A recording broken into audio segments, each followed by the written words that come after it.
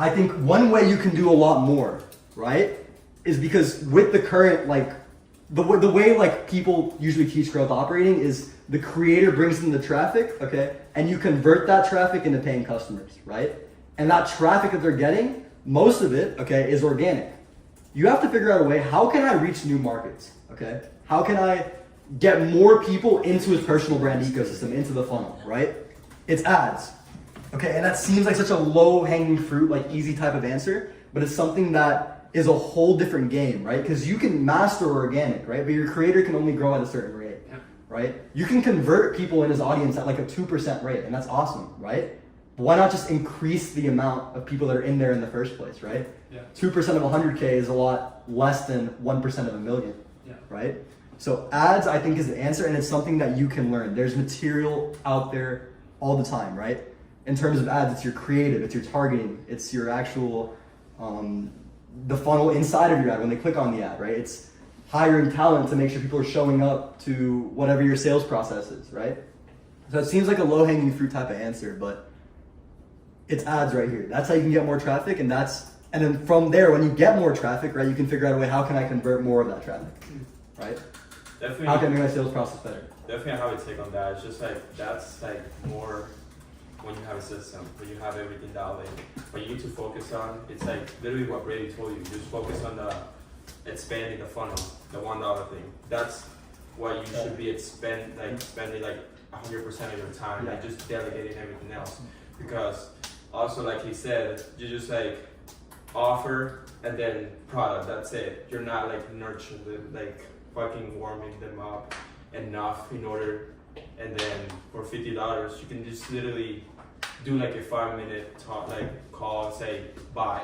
Need to extend my pipe. Go ahead, Jason. Pipe too small. I think the number one highest leverage thing that you probably can do is product. Yeah.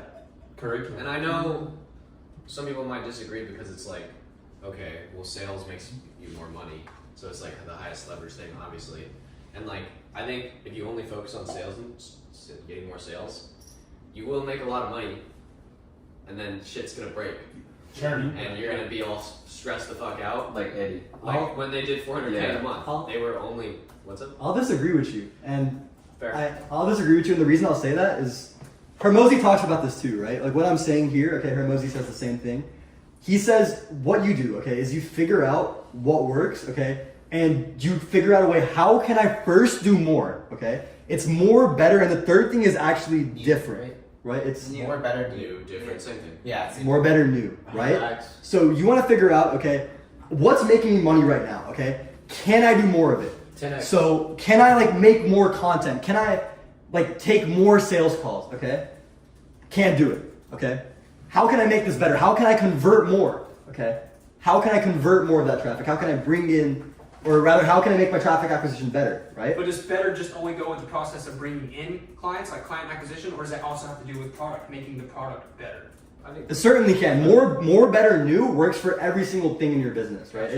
It's kind of like an SOP in a way of going about anything in your business. Right? Now, the reason I'll disagree with Jason and say that product isn't the highest leverage thing you can do is because if you, and like, again, maybe this is a personal opinion, I think just being super aggressive with sales, getting as many people through the door as possible, okay, and then fixing the holes, okay, is a lot better than increasing a little bit, fixing the holes, increasing a little bit, fixing the holes, increasing a little bit, fixing the holes, or fixing holes that aren't even there, right? It's playing offense instead of playing defense. I agree. That's even what Hermosi says. Like he says, like you need to scale it up a ton, and then you can fix the product later.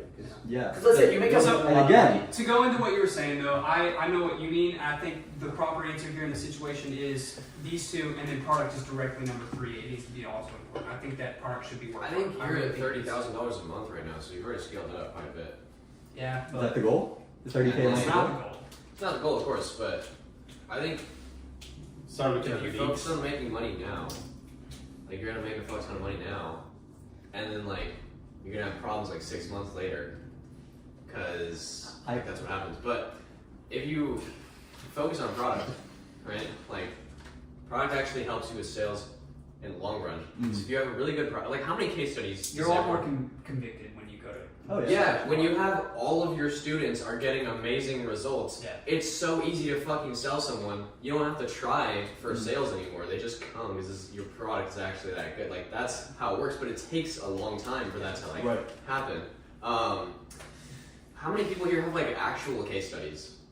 Like how many? How many case studies? Like I need like to count. actual I ones. need to count. I need to count. Okay. But probably Get that. on 2 hands. Okay, that's good. Yeah. Maybe your product's already walked in. Yeah. and again, right? That's low Growth key, operating, it's a 2-person business model. Okay. There isn't a say if you're doing this. Okay, what's your creator doing? Yeah. Product, right? So Yeah. I think there's only so much you can do in product, right? Because you're not an expert in the actual business model. Yeah. Sure, right? You can figure out what are the problems my customers are facing, and give your creator direction on how to create a product that will solve that stuff. That's in the face Right. of them right now, anyways. Yeah. I literally I texted him last week. I said, hey, like once we get through with this $1 community, my focus for not here on out, but for the next however long it takes is product. I want to make sure that the product is as good as it possibly can be, and then we'll just completely like this is the final product for now. It will probably evolve over time. It'll Yeah. never be. This is like solid, like this what we know for a fact this will get really good results quicker than we have before. There's a solid roadmap, and then I'll move on to actually we'll bring on more. Yeah. Because I agree also with what you're saying. Yeah, we're at 30,000 a month, which is not the goal, but it's good. It's good enough to probably stop here and go, okay, let's refine the product now, and then we'll get back to bringing more traffic in. Yeah. But I don't know, like again, That's like, up to you. I think a good way to look at any situation is to look at it in extremes, right? Yeah. So an extreme here is if you could click a red button, okay? If you could click a red button and this button got you to 100K a month, okay? But with clicking that red button, you had all sorts of problems. People were angry, customers were mad. People are like, oh my god, my creator's a scammer. Would you click that button, yes or no?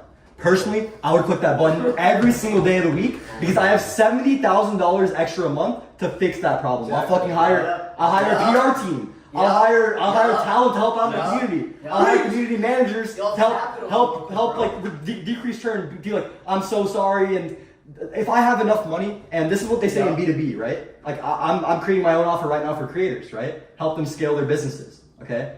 My mentor always tells me, he's like, bro, you need to first validate your offer. You need to go super aggressive with sales and see if this hypothesized offer that you have is actually something that people want. Okay. If people are saying yes to it, then you've got fucking $50,000 to figure it the fuck out afterwards. Gotcha. And when you've got that much money on the line, you're gonna figure a way out. That's the way I see it, and that's why I think these two, bar none, are the most important things. Until you're at 100K a month, Hermosi says, if you're not focusing on these two things for 90% of your time, until you're at 100K a month, you're doing the wrong things, and I cannot agree with that. Exactly what he says. at the end of the So day. That's like perfect for pistachios. I know. I think we can deconstruct this answer. I really, at the end of the day, I think it's where are the holes? Like that's what needs to be patched first. In this situation, like, is the product are people actually complaining about the product right now, compared to like how much money is coming in? Not really. I mean, we do have things that need to be worked on, and we are going to work on them. But also, we're in a situation where we need to be bringing in more because Sounds like our we're running revenue is back. starting to drop now. Because we're in a point where it's like, okay, we're doing less of that, and we're focusing too much on.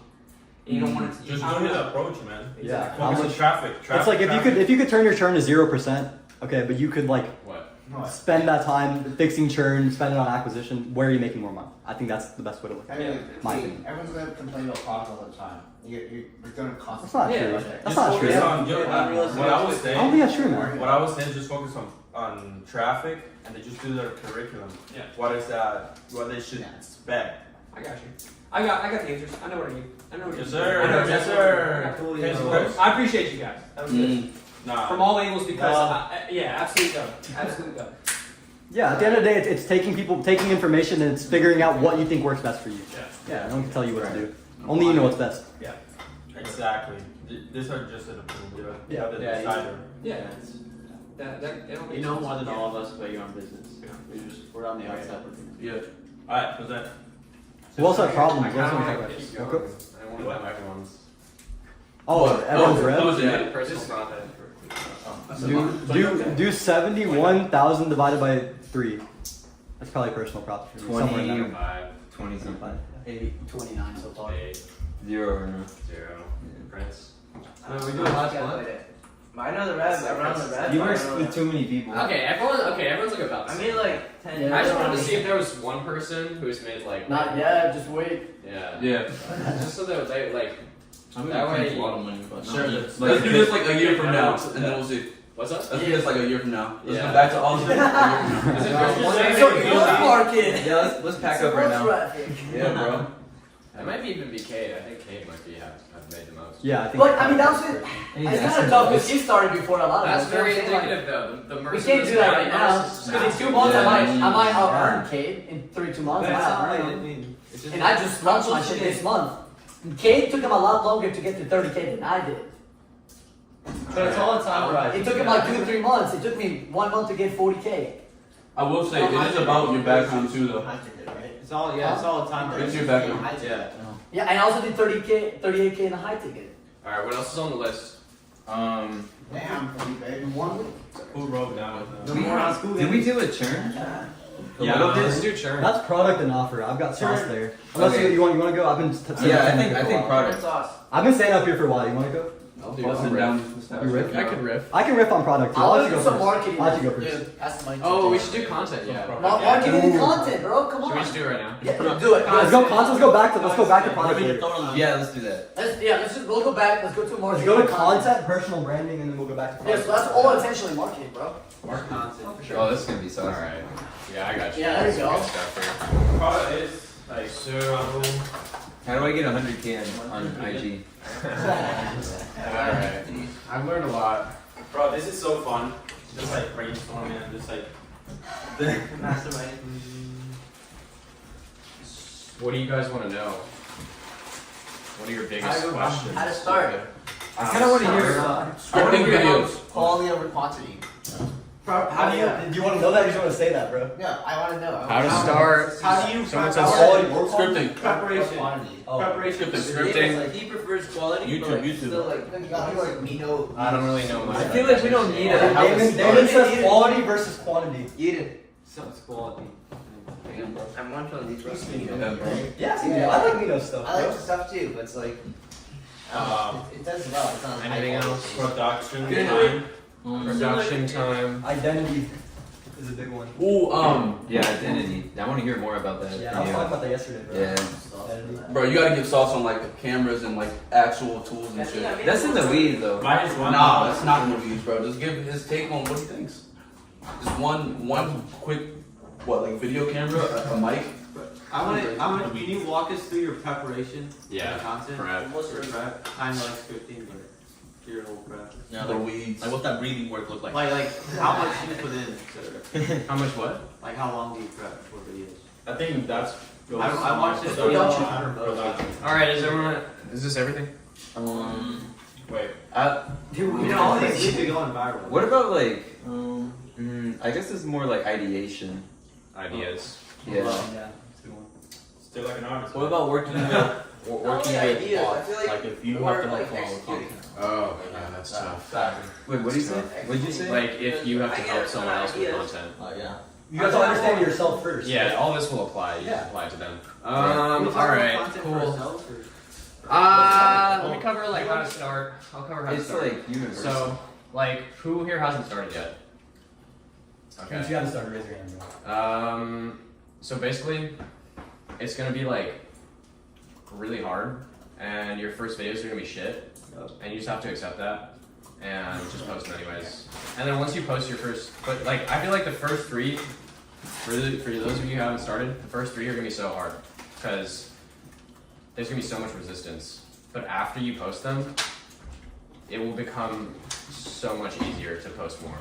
What's up? Since you have more experience of the different sides, I have seen like people who go for followers, like on most of his latest video, don't go for followers, Yeah. go for quality.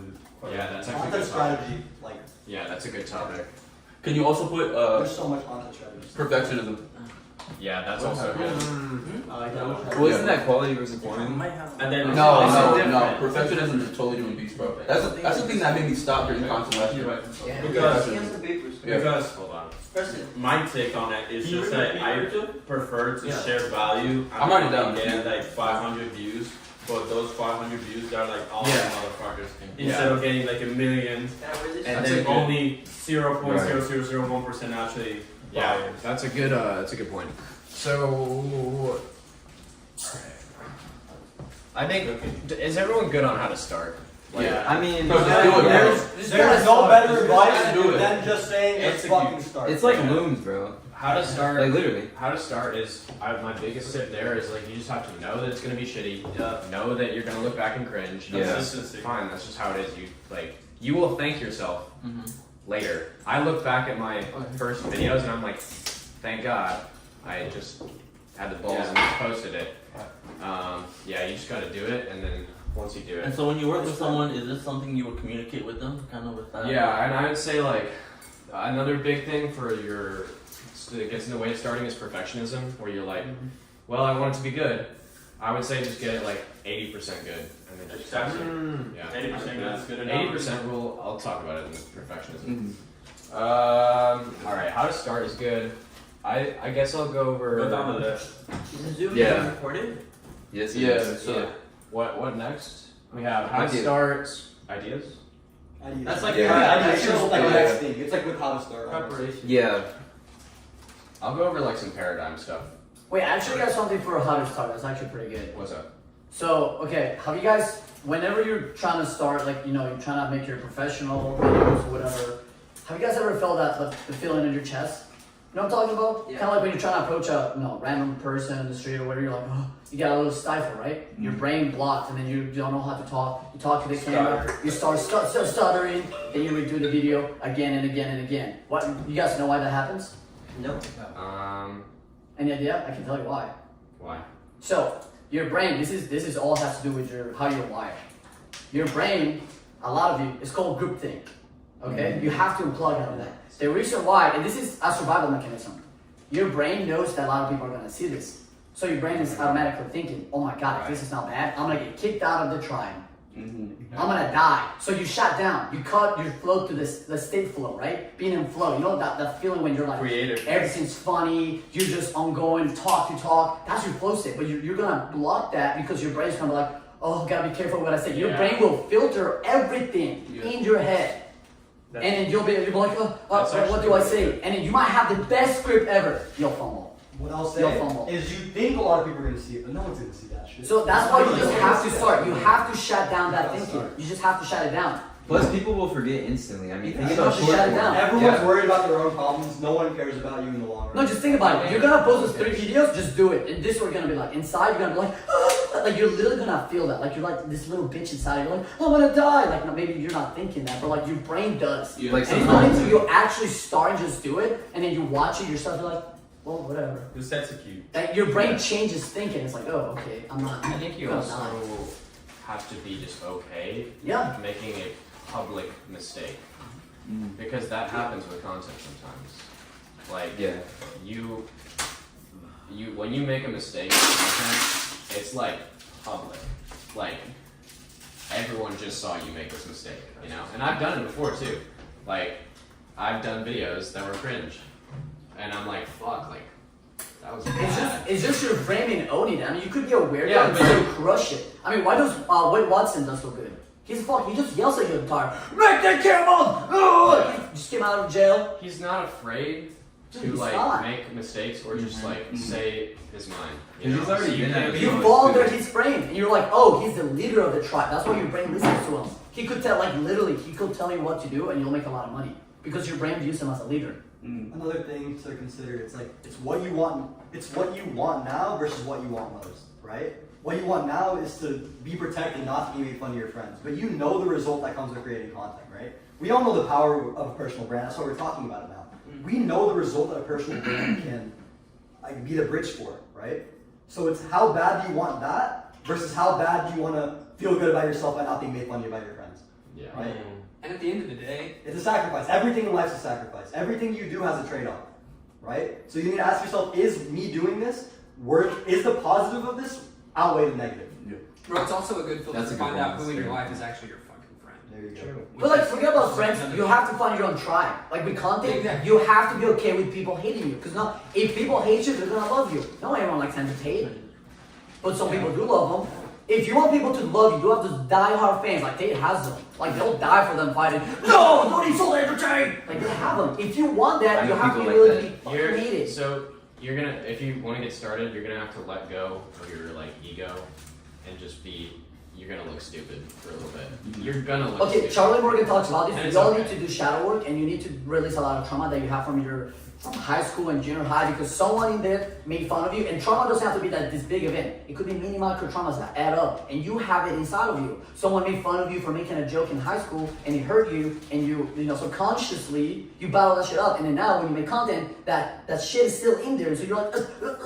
You want to And say you but can't you even do can't. anything. You can't literally block. That's what you guys So- say. I don't give a shit. I You gotta unblock your chakras. Yeah. Unblock that's your all chakras. it is. Just start, but guys, just start posting. Like, you can literally just be like, yo, what's up? I'm doing this, and just post it up as a reel. It doesn't Question. matter what it is. Who here wants to post? Like, who here has to post and wants to post? Okay, I do mean, it- I have posted. do it tomorrow. Yeah. Do it tomorrow. You don't have to do it tomorrow, but like, That's the best way to do it. Do it tomorrow. you can if you want. I mean, I would put some. I thought you like, watch out. Hey, I'd make it 80% great good. mentality. Hey, what's up? You're right. You're right. Value. All right, cool. So, just like, how to get started, bro? Like, moral of the story: just fucking start. Like, just fucking start. I mean, it's like anything, bro. Like, there's gonna come a day where you just got to get it done. Yeah, And right. just get it done. And when you post your first video, you're gonna look stupid, but no one here is gonna make fun of you. We're all gonna be like, yo, good shit. You know, you look like a retard, but like, it's okay. It's Just good shit. own it. Just own who you Yeah, just are. own it. Just own Self- it. When you yeah. make mistakes, like just own it. It'll be Conviction, fine. self-belief. So that's how to start. Care more about our opinions than the bozos. And Yeah. our opinions, we're going to be brutally honest, but we'll also support you in that. No, just Whoever asked the question, I don't know who we're talking Bro, about. I love how men went to war and we're sitting here talking about being scared about fucking posting. Yeah. oh my god. That's what I'm saying. At the end of the day, stop being a bitch. Fucking post. Go in front of the fucking camera and start Alright. talking. It's not that hard. That's fucking crazy, Yeah, bro. I'm gonna- bro. I'm gonna talk about the perfectionism thing now. This is also alright, yeah. Trap. So, like, when you first, every video is gonna like lie somewhere on the spectrum. It's not gonna be like perfect or not. It's either gonna be like somewhere over here. Usually, it's like somewhere over here. Like, if you try to make it 100% perfect, you're never gonna post it. And it's gonna take all this time, and you're gonna spend hours and hours and hours. It's just be a waste of time. This extra like 20% here doesn't fucking matter. And it's not gonna get you 80% perfect will get you all the results that you need. Doing this extra 20% to make it 100% perfect, it's like diminishing returns. Like it's not worth the extra time. This takes like so many extra hours, it's not worth it. So 80% is fine. And this has saved me so much time as someone who's like created a bunch of content, done this like for a while now. Like the 80% perfect rule, big paradigm shift. Like whenever you're working on something, and it applies to anything that's just not just content. So, like, you just stop editing it and you like it. You're like, all right, this is good enough. Yeah, I'll be editing, and I'm like, oh, I could change this, and I could like tweak Yeah, this, like make it you better. in your mind know that you can make it better, but you're just Yeah. like, fuck it, I don't want to move. But I think to myself, you know what? This is 80% good. I'm just gonna stop now and just post it. So you literally block yourself. Yeah. So keeping it high leverage. What's up? Keeping the Yeah, task to you high high leverage. All about leverage, bro. Yeah. Because once you get 80%, like all that time after is just wasted.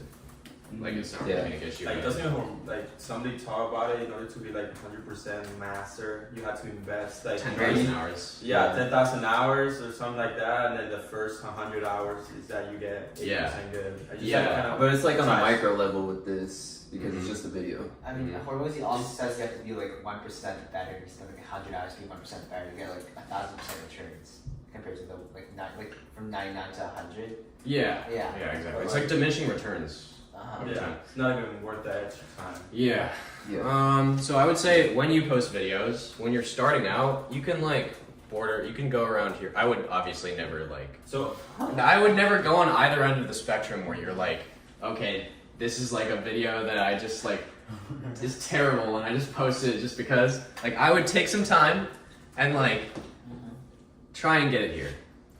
okay, so we're talking about this short form, long form, because I think both. like in long form is I like in VSL. I would definitely.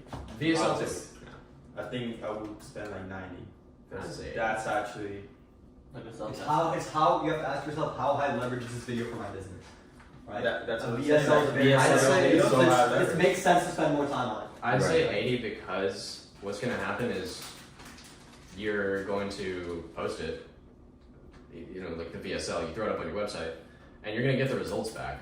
And then, like, that's the only really way that you can, like, make it better for next time. I think like the paradigm shift is just like post it and then just revamp it. Yeah, based because on I the, spend, based on the stats. you can spend like feedback. 100% effort on your VSL, and then, like, it just still performs badly. You know? Yeah. Yeah, Like, it's people like you say- spend, Paradigm Right. shift. you spend Yeah. all your resources on the VSL and you ignore the traffic. Yeah, you should have and just everything else. you should have just kept it 80% good, not spent all that extra time like doing it over, because like you just need to get the results and then improve next time. What I'll say is there's also no such thing as ass either. Like just as much as there's no such thing as I perfect. don't know, there might be. No, it's different. The thing I'm saying is like it's on a spectrum either way. So like ass would be just not posting it at all still. Yeah, both of these are not Yeah, posting just not it at posting all. at all. Yeah. So you remain ass if you don't post, and it won't be perfect either. Nah, way. this might be like meat reveal. Like, like the worst possible thing you could do for your brand. Whoa, wait, hold on, no. I show meat still got him more attention, and he's still popular. Yeah, There you a go. meat reveal is better than no reveal. Yeah, it's still attention. It's still attention. Drake did it Paradigm too. Hey, that's an awareness Released an campaign. album.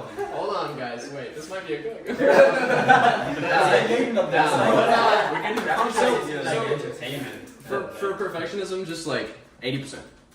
Yeah. Done. We're done. Next topic. Yeah. Tip Wait, from you got time on JC. that. As long as you have an iPhone, right? No matter. Free coaching. Yeah. As long as you have Shoot. Okay, next topic. We have ideation, like coming up with ideas. We have the camera weeds. We have preparation. Oh, actually, let me go over this too. This is probably before we move on to like stuff.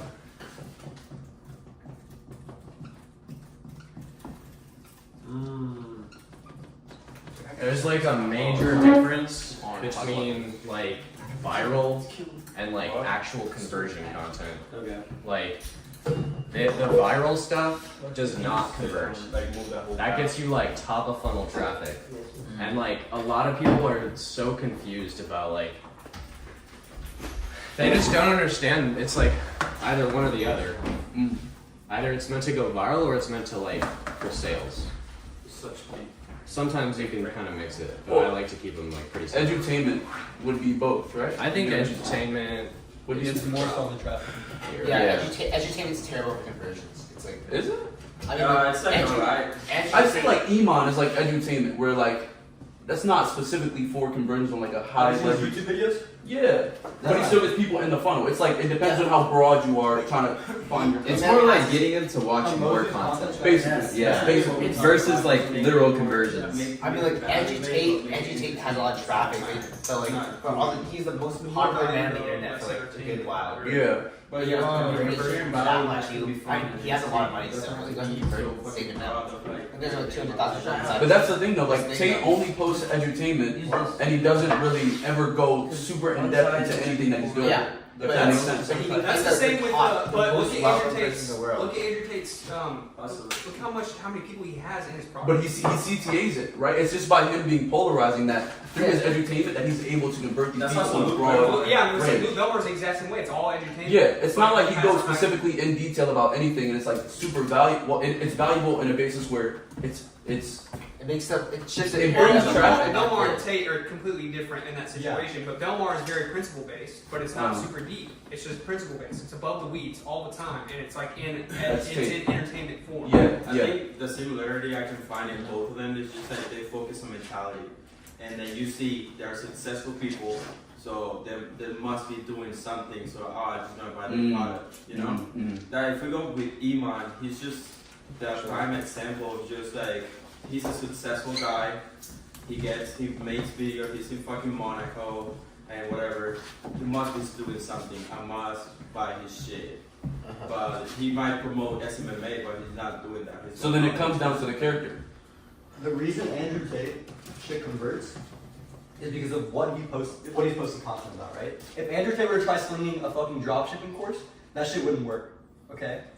the reason Hustlers University is the way that it is, okay, and that it's like niche making money online. It's like we have everything, right? We have drop shipping, we have SMMA, we have fucking copywriting, we have Trading. online sales, trading. The reason it's so broad is because Andrew Tate's message is very broad. Right. Who's Andrew Tate's ICP? Who's his ideal customer? It's Yeah. people like us, Yeah. right? It's everyone in this room is an Andrew Tate. Not us. We're like, we know how the system works. No, yes, we certainly are. Take this still in a track. Like, sure, we picked a business model, but us 6 months ago, very much so, we are Andrew Tate's ICP, young, ambitious men who feel attacked and are suspicious of the traditional system, right? Yeah. And want to get in. There's The entrepreneurship certain- has seen the life that it is, and that's why his message resonates with so many people our age, right? He doesn't swing a specific business model because he doesn't provide enough value there. He has provided value, rather, okay, and it's a 7-hour rule. It's 7 hours between a company and a customer, on average, to convert into a paying customer, right? Andrew Tate, Like 7 brand interactions, right? it's 7 hours of 7 interaction hours. time. Okay. But he's super top of the funnel. Like he doesn't ever go in detail about shit. He just says business, like, get the fuck away from feminism, masculinity, and then men are like, oh, He's just and polarizing Ryan's on the For system. him, for him, that is his bottom of the funnel. His top of the funnel shit might be, what's No, an example? the top of the funnel. Alright, is we're that- getting in it's the the weeds source. about Andrew Tate. Yeah, Let's bring it back. I'm just explaining. Okay. Yeah. So About content, it's just like Yeah. just people. Andrew Tate is great because like he speaks to a very specific person and he resonates with them really well, and that's why they buy his shit, no matter really what it is. Because his product is bad, I've heard, but he's a really strong personal brand that people really resonate with and connect with. That's why they buy like whatever, you know. But like, I was gonna talk about this because this is also a spectrum. Like edutainment is like in the middle here, and like when you make a piece of content, you also have to decide, like, okay, where is it gonna be on the spectrum? Because if you do like entertainment content, that shit is terrible for conversion. I would always keep it like on this Try to side keep of it in the the middle. yeah. Okay. Like I did a video that was like, it was like a guru tier list. Like I'd say that's probably like over here. It's like pretty entertainment content because it was like it's just for fun. Like it was pretty much entertainment content, and like this stuff, it goes viral way easier. Like this gets this gets a fuck ton of views because it's so broad. Everyone, right? The reason people come on Instagram or maybe not YouTube, but like Instagram and TikTok for sure. Even YouTube, I got on YouTube for entertainment. Yeah, for entertainment. People just want to like. When do you go on the app? Like when you go on the app when you're on the fucking toilet, or when you're just like don't have anything better to Quick do. dopamine. Yeah, it's just like you're bored. So you just want to be entertained. That's why people come on the app, and that's why this shit goes so viral. And that's why it's harder to get as much views when you get into like a super niche specific like education stuff, especially on Instagram. On YouTube, it's a lot easier. Like I think you could get a fuck ton of views on YouTube going like super hard education. So I want to know your thoughts on this because, like Alex Ramosi talked about this at length as well, okay? And a lot of like content strategists is a thing that a lot of people have opinions on, so I want to like get yours as well. So a lot of people abide by only educational, right? I will never post any piece of content that's like this bullshit, like trying to get a bunch of people in my door, okay? There's other people that say, hey, I think posting, it should be both, right? You post entertainment to build your following, right? To get a lot of people in your personal brand ecosystem, okay? And then to actually make them stay, or rather kind of like weed out the tire kickers, okay? Yeah.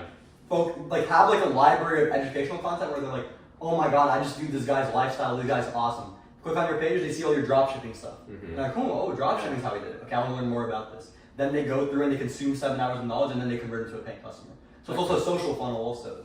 Yeah. Exactly. Yeah, that Is that your opinion? Like, what would you I would say? agree with that. You I agree think with that? it's like, bro, you need both. Like, So you just find the sweet spot. yeah, it's Or fun to just spot. do- I think like, don't not do entertainment videos just because like, It's not gonna convert. yeah, You ask me. like sometimes you just want to do a video that's like fun. Yeah, You know, like maybe you want to vlog your lifestyle or whatever. yeah. We're all not like bots like that. Yeah, we're all- unless you're like Elon Musk. This stuff, honestly, this stuff sort of makes you more human too. Like, yeah. Yes. Authentic. yeah. True. So it's like, Yeah, because if you just keep it all professional education, you know, they don't really get to yeah, they don't really get to personalize you. Yeah, exactly, exactly. So So I think with it's the more like, viral part, you're more like going out of the box, just trying to do other stuff, and then they connect with you. Mhm. Like, So oh, I think yeah, it's like a it's good goofball. mix of both. Just finding the right mix for your Yeah, personality. and I would keep it more heavy. I'd Of keep it course. more heavily on this side, but like don't be afraid once in a while to just Mm-hmm. do one of these. I think it's important. I think it's important for building a brand because I think one of the things about Devin is like you only know him for value, and he's like gives such good value, but like personally, on a personal level, it's like you can't really tell what kind of like, you know. How I'd it like to is. see, Yeah. I'd like to see more like lifestyle stuff. Yeah. You know, to like, Versus- see like yeah. who he actually is as a person. Yeah. And then Jason ranting. yeah, and that's why people fucking buy Andrew Tate's stuff. Is because aside from he actually doesn't have like any educational content. It's just like they just like him as a person. That's why they buy this stuff. So that's important too.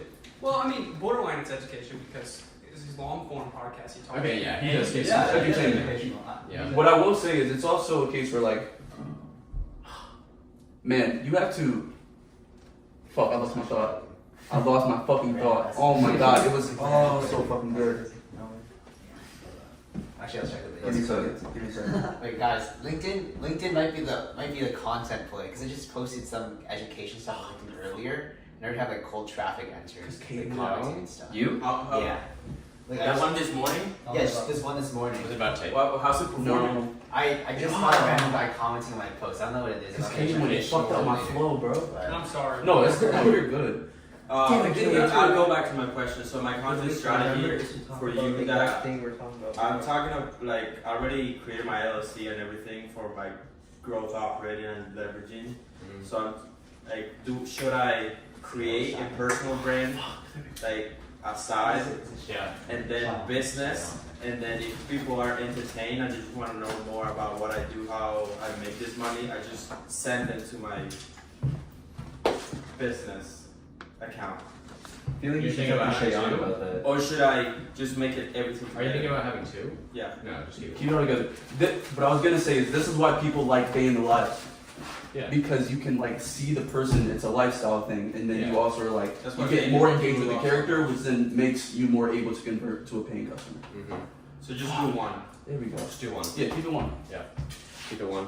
All right. There's people that abide by two YouTube channels. One where it's straight value, and the other that's like very raw. Yeah, I've seen Yeah, that you could do before. that. You could do that. There's so many content strategy, guys. There's so many different content strategies out there in terms of like what type of content I should post, what I should do here, what I should do there.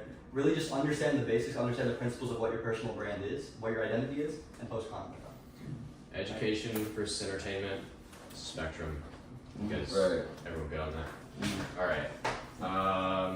I was also gonna go over Product? Fuck. No, there was one thing. I don't know. Here, I'll get show you guys how I get ideas. Copy people's stuff. Yeah. So you have like a list of your top 3 guys, and then you just like study them really hard, find their best videos, and then copy their stuff. But Make it better. there is a way to so content, a lot of like the success that you're gonna have with content is gonna come from copying and studying. That's what content really is. There has been a video that's gone viral over and over and over again. It was like Nike shoe return policy. Who saw that on TikTok? Yeah, Nike shoe return policy. People would post the exact, they'd just copy. It got copied over like 8 times, and every single time it went viral because it was just like it just works. There are certain things that you post in it just works because the topic, it's like you just have to know what to How say relatable. on camera. Yeah, there are certain topics that like will work every single time. So it's like copying. I would, to give you guys a good like paradigm. Damn, bro, that was super clean. What? So Yeah, the circle. The just the whole The yin yang. the yin yang, the circle. It's like a yin yang of like copying and creating at the same time. So this is like how to steal like an artist. But it's very important when you guys start out. Don't fucking do just like original ideas, bro. Do not reinvent the wheel. Don't do original ideas. You can do them every once in a while, like maybe like 1 out of every 5 or like 1 out of every 10. But like, dude, they're not gonna work because like you I just think- started. The way that I see it, and I want to see if this is right. It's just that you haven't built that authority in order to people believe in what you like originally created. Just kind of like Yeah. wait. It's also you just don't have that like sixth sense yet for what's gonna perform well and what's not. Yeah. But you'll develop it over time. You just have to like copy other videos. After you, like now I can write an original idea and it's probably like, my original ideas do well now. But that's because like, I understand. When I was first starting out, all I did was original ideas. And I didn't know that you could like, copy other people. I was only doing original ideas and they were all flopping. And I was like, why is this so hard? Okay, this kind of goes back onto the previous topic and the previous topic. But whenever we're starting out, would you say it's better to go for education first and then start incorporating viral topics, or would you just say No, viral? the other way. Viral first. I'd say viral first, bro. Just get the traffic. Once you have the traffic, you're good. Now you can control it however you want. You know, like by posting more niche. Because as soon as you get followers, you get more recurring eyes. Yeah. But do you not think that by doing that, you're building an audience that isn't there for Yes. that specific thing? That's You're another about to- part. I agree. Yeah, that's a good point. I would say do viral content, but like just keep it. Don't make Keep it it in too the viral. realm. Don't do it only Yeah. I have viral. a take on that. Just like create content that it's you, authentic. Yeah. Like that's what Entertain is doing. It's just like authentic, and whatever you sell, people are gonna buy not because of the product. It's because of you, pretty much. Wait, but And- content is a funnel too, though. So the eyes, the attention is like sales, basically. So And you gotta go another thing, broad, and whenever then you you- can bring it down and filter it through. Another thing, Fuck. another question that I had is just whenever you're making valuable content, obviously we can see like Alex Hermosi talking about like rules, like KPIs and whatever. It's just like whenever you're creating content, especially short form, I have heard this like about dumbing it down to the 5th grade level and actually like from actually making valuable content, just say what you know what I mean? I don't know if I'm staying right. My most viral videos have been edutainment, and they've been pretty much just like how to grow on Instagram. So, or no, a lot of them have to do with like AI. It's just like AI content creation. AI, dude, you say AI in a video, it'll like pop up. But it's like building rapport versus just literally only going viral. Yeah, it wasn't like street interviews. Right, okay, that makes more sense. They, Because like if you just say going viral, then it can be anything. You Yeah. know? It could be You like on the 21. very like far end of the spectrum here is like some Mr. Beast type shit. Yeah. Yeah, where it's like completely entertainment. Okay. That would be like completely just entertainment, broad, appealing to the masses. This is like, this could hook in anyone. Literally anyone could watch this video and be entertained. Doesn't matter if they're like 70, doesn't matter if they're like 5 years old, like anyone could be entertained by this video. Whereas this is like, if you are an agency owner doing 5 to 10K per month, like that's for this video is for you. So this is like super narrow if you are XYZ avatar compared to like super broad, which is like anyone. This video is for you.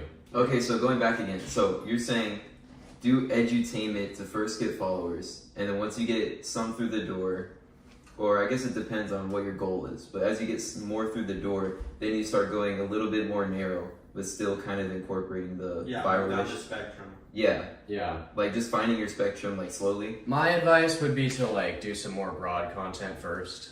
and then like Just start to get moving down until like you have, I guess like conversions, whatever that may be for the type of person you are, Yeah. or like And business goal.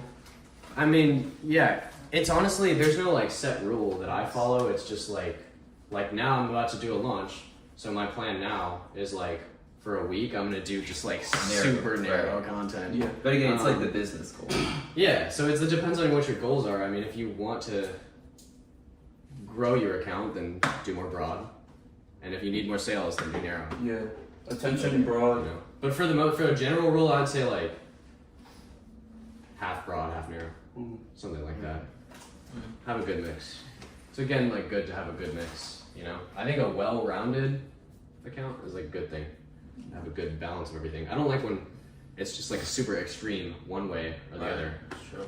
I think well-rounded makes it more. I think having a well-rounded like brand makes it more Balance. balanced and makes it more like complex than if you were to just do one type of video for one. That's very like very flat. specific. Because it's like, if you just do the extremes, it's like nerd or entertainment. Yeah, exactly. And it's like, yeah, some people are gonna like this, but and some people are gonna like this, but you're gonna get so much more people in between. Yeah, I like to like have that good It's mix. like ultra polarizing at the ends. Yeah, I don't like to stick to just one extreme because I think it just creates a more. That's what gives them that X factor. Yeah. Where they're so interested, so complex, like they've got all these different things going on, you know. Like David, Good brand identity. What's up? like Devin, it's just like too complex. Like Devin, I think, just sticks to one thing. Yeah. And that's why I think. I still try to Java's content system. That's That's how I found you. That's how I found you too. That was the first show I saw. That was probably my best video ever, bro. That one was like.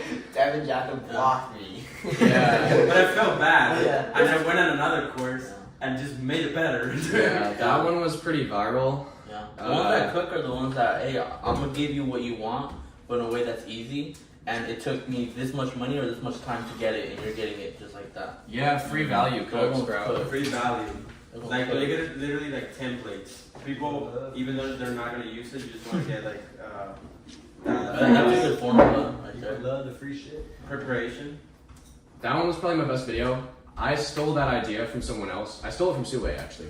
I saw a video from Sue and he was like, I just gave away my content, my Notion system. It was worth like $3,000. I'm gonna give it to you for free. And I was like, man, this is bullshit. I know this shit ain't worth $3,000. Without the cap. Because you have to add either time or money to it. Yeah. That way they feel like they're getting so much One value. thing that I Yeah, think help your video is that a lot of people can say, "Oh, my content's worth like $3,000," but I actually, what personally helped me trust you is that you actually show it Yeah, screenshot of I- like $500. Exactly. It's like that Okay, one real so I- estate dude that Brady was talking about, where like every single video he shows like screenshots of deals and his bank account and everything. I forgot his name, but do you know what I'm Was talking it about? Kevin Quintero's? No, that's somebody else. But he's like killing it right now in info. I think he does TikTok. I don't know. He's like this real estate dude. Grant Cardone. Dude, proof is so important and showing screenshots is so important because like we're in a trust recession, so you can't say anything online without actually having back it up. Would it be Always proof. would it be unsafe as proof to have a wad of cash in your hand and say, Yes. No, you I mean, just a lot of cash. Depends. It could be fake. because that's not proof. A lot of that's cash, just- $500. Yeah, I'm just that's like, take it. I mean, you I'm can gonna do say, it. I would say like if you're trying to be funny, that could be funny. But what if it's like actual seriousness? Like, okay, if you don't believe me, I have this right here. Like, this is- I mean, you know that AirPods guy who like fucking like. Yeah. That crazy dude? Yeah. No, I think if you're doing it in like a down to earth way, Yeah, yeah. where you're not like Like, flexing. yeah. Here's my fucking Yeah. stash. That's good. I think that's We what got a Eddie- grill in. Yeah. I think that's what Eddie does, and then just whenever like I was in the college, just like give more value and do not show up as much. I think Yeah. also when I asked safe, I mean like people seeing that you have that much cash on you, being like, let me find out where this motherfucker that's is. also- Have you ever? That's a question that I have you ever seen this guy who has like shit a lot of cash and his attitude is like he didn't put zero effort and his offers just like he sells like Is it the one envelopes to grandmas? Yeah, he's like, I just sold like Yeah, $300,000 Yeah. envelopes. to Oh, grandma. yeah. has no And personality he's at like all. like Stripe. And Yeah. Yeah. Yeah. See, that's very unique.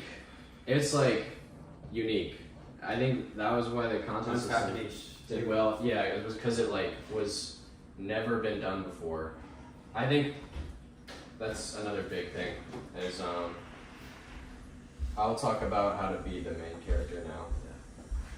This is like identity. I'm actually kind of curious about like. I got a lot of that. Yeah, I'm curious about like Felipe fire. because he helped this creator a lot with content, right? I did.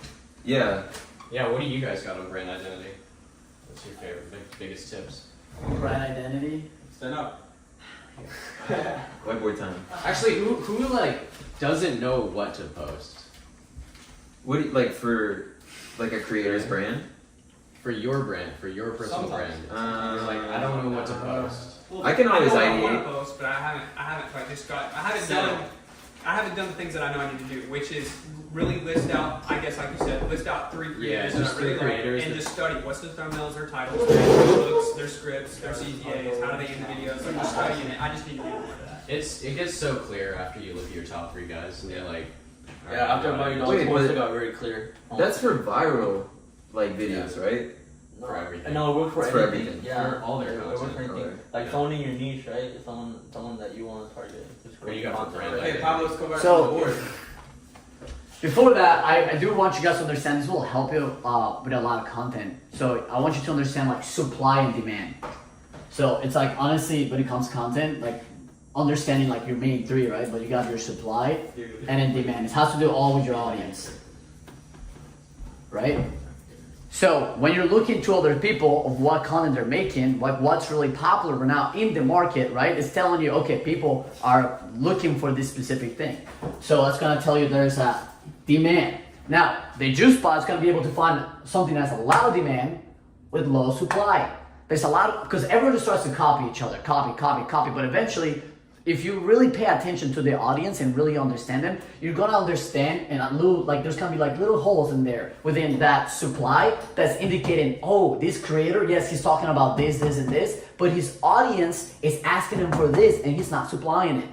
So if you're able to pinpoint that one thing, you're able to create that demand. Like basically like just take it from there and start creating a new demand. And then that's where people start taking things like, oh, I'm gonna copy this guy because that's what's working. You gotta find the big supply and the low demand. That's how you're gonna find and really stand out. And then you wanna filter it. How do you filter it? With your own personal brand, right? Which is gonna come to brand identity, which this is why I brought that up. So with brand identity, it really has to do with your story and who you are. And like the person. The reason why my guru does so well is because he's not a guru. Guy does what? 9 to 5 still? People love him. You know what I got in his DMs all the time? Oh my God, I just trust you. I just trust you. Like first time ever talking to him, I just feel like I can trust you. Dude doesn't have that many videos up, right? Like he just started really posting back in May. I helped him. He was at 6K, like 6K followers on TikTok, 300 on Instagram, right? He's not massive authority, but all he did was help. And like the way he comes off, like the dude, like you talk to him, you guys would understand. You just talk to this guy, like the way he just talks and comes off, all of that matters, right? That's why like when it comes to cold ads, for example, you want to test out, do you want to talk more aggressively? Do you want to talk more passively? Like all of those little things actually does add up to who you're gonna target as specifically. Because some people, you might have a specific message, but if you deliver it too aggressively, they don't like you. But if you change the delivery, oh my God, this guy's amazing. And do you help them? I mean, just think about it. Like, you know, when you talk to people, a lot of sometimes, I don't like the way you said that to me. And he's like, does it really matter how I said it? And if you think about it, you're like, does it really matter how I said it? Like, in your head, right? Yeah. You're like, but why does it matter how I said it? Like, can you just understand the value? No. People are always like, how is that information given to me? That really matters. So when you are with your creator, you want to teach him, it's very important that you're analyzing how is he delivering that content. That matters a lot. Huge, right? That is for example, if you are a young person and you want to attract older audience, then talk more professional, right? Like your looks are gonna help you a lot. Like if you're older and you're speaking like a grandpa, you're not gonna attract younger audience. That matters. So what's your ideal audience that you're trying to target? And try to tailor, right? Tailor that to them. But also, like, if you want to really build identity and personal brand, find your tribe. You gotta find your tribe. There's a lot of people like your creator, but he can't be scared to show who he is. Like a lot of creators, the problem, and you'll see this with fitness. This is why fitness sucks. What do? Oh, flex. It's like, dude, that has nothing to do with your audience, and it has to do all with you. How selfish. Why do people want to work with you? I think that works for that. It's because it only works, but you don't get the quality. that's But at what point? To what extent? That's why when Eddie started doing more entertainment and showing his penthouse, like Brady said this. The moment they started showing up the penthouse a lot more, people stopped watching. Why? Because it has nothing to do with them. All that flexing is all you and your ego. Yeah, it's the same thing with that. Like with the fitness, yeah. that is the physique that they want. In Eddie's case, that is the house that they ideally, Yeah. they really do want it. But the more that you just flex that, and you're not. Yeah, but that's what I'm saying. It's like it's cool to have it to reinforce the identity, right? Because if you say, "Yeah, I'm making X amount of money," and then you live in your mom's basement, well, they might be like, I think this is another good thing with just keeping it balanced between like flex and then value. right. Yeah. Because I think flex content is great. Like people love watching it. I like watching Eddie's like kind of house. I'm like, yo, this is so dope. Same. It's So like we dopamine. already bought in. Dopamine. I think of Yeah. Yeah, it's not. But your body. By what point at what point do you stop just flexing? Like what value are you offering? If you only flex though, it's gonna be bad. Yeah. You're just gonna. I mean, just look at Tai Lopez. He did amazing. He only did the Lamborghini once. He didn't do it all the time. Here in my garage, one video. Yeah. And then everything is just like, here's the 69 steps or whatever. And you're like, I need to know the 69 steps. That got me the Lambo. Right? That kind of level. But he didn't have to flex it all the time. You don't see him flexing. It's just his life. Look at his Instagram. Study that. He's constantly posting stories. Oh, I'm at this event. Oh, I met this person. It's just his lifestyle. He's not faking this. It's just his lifestyle. He's not flexing. He didn't rent that Lambo. No, this is just his lifestyle. Yeah. People are like, oh shit, I should probably listen to the 69 steps. 69 coach got. Yeah, so that matters a lot for personal identity. Now, understanding that also is like understanding, so this is gonna help a lot with your creator, is understanding your identity and understand how to sell yourself. Okay? And that's gonna matter because you gotta understand how to move your creator and inspire him to like really unlock things, like his brand identity. Right? But you gotta understand how would you sell yourself as well? Like understand your different motivations, right? Like you have your higher self, and this will help with your audience as well too. This is why we're so good at understand. I literally tell my like when we go on lives, I'll literally watch his live, and I'm like, dude, just say this, and he would convert. It's crazy. It's crazy because I understand his audience. I'm like, oh, it's a mom. This is what you need to say. Because I'll talk to them on the Instagram DMs. They're like, I've been thinking about this for a while, but this is holding me off. And I'm like, all right, say this. Right? It's like, understand what motivates different people. And we all have different motivations. Like, and no, different motivations are very, like, all of them are valid. Like, we have our ego, right? That's like our lower self. We don't prove someone wrong. We want to say, like that boss, like, fuck you. Those people who laugh at us, right? Those friends who made fun of you, right? There's a part of you that's like, yeah. Most of the time, our brains, we're run by our ego. Throughout the day, notice yourself. You're run by your ego. And there's a part of you who's more like, you know what? I just want to help people. We all have that. And then you have your everyday things. That's just like, dude, I just want to be able to go drive a cool car. Just be able to do everyday things. So once you understand different motivations, you understand how to do that with yourself, about what you care about, and you understand how to do that for your creator and create good content that aligns with all of that. It's very, very key with brand identity. Just unlock that, right? And a lot of it too is like let go of like trying to hold an identity. Like just be you, just be. You don't have to pretend, just be. Like don't become. See, the thing with becoming, thinking about you're gonna become, you're subconsciously thinking you're not that person. That's huge. A lot of people are like, I'm gonna become confident. So you're saying to yourself you're not confident. If you have to become. You just be. You just are confident. And then you just, through action, because you provide your brain with proof, not promises. And eventually you're just like, whoa, I'm confident. A lot of people struggle with that. You know what I'm saying? Yeah. Mm-hmm. Yes.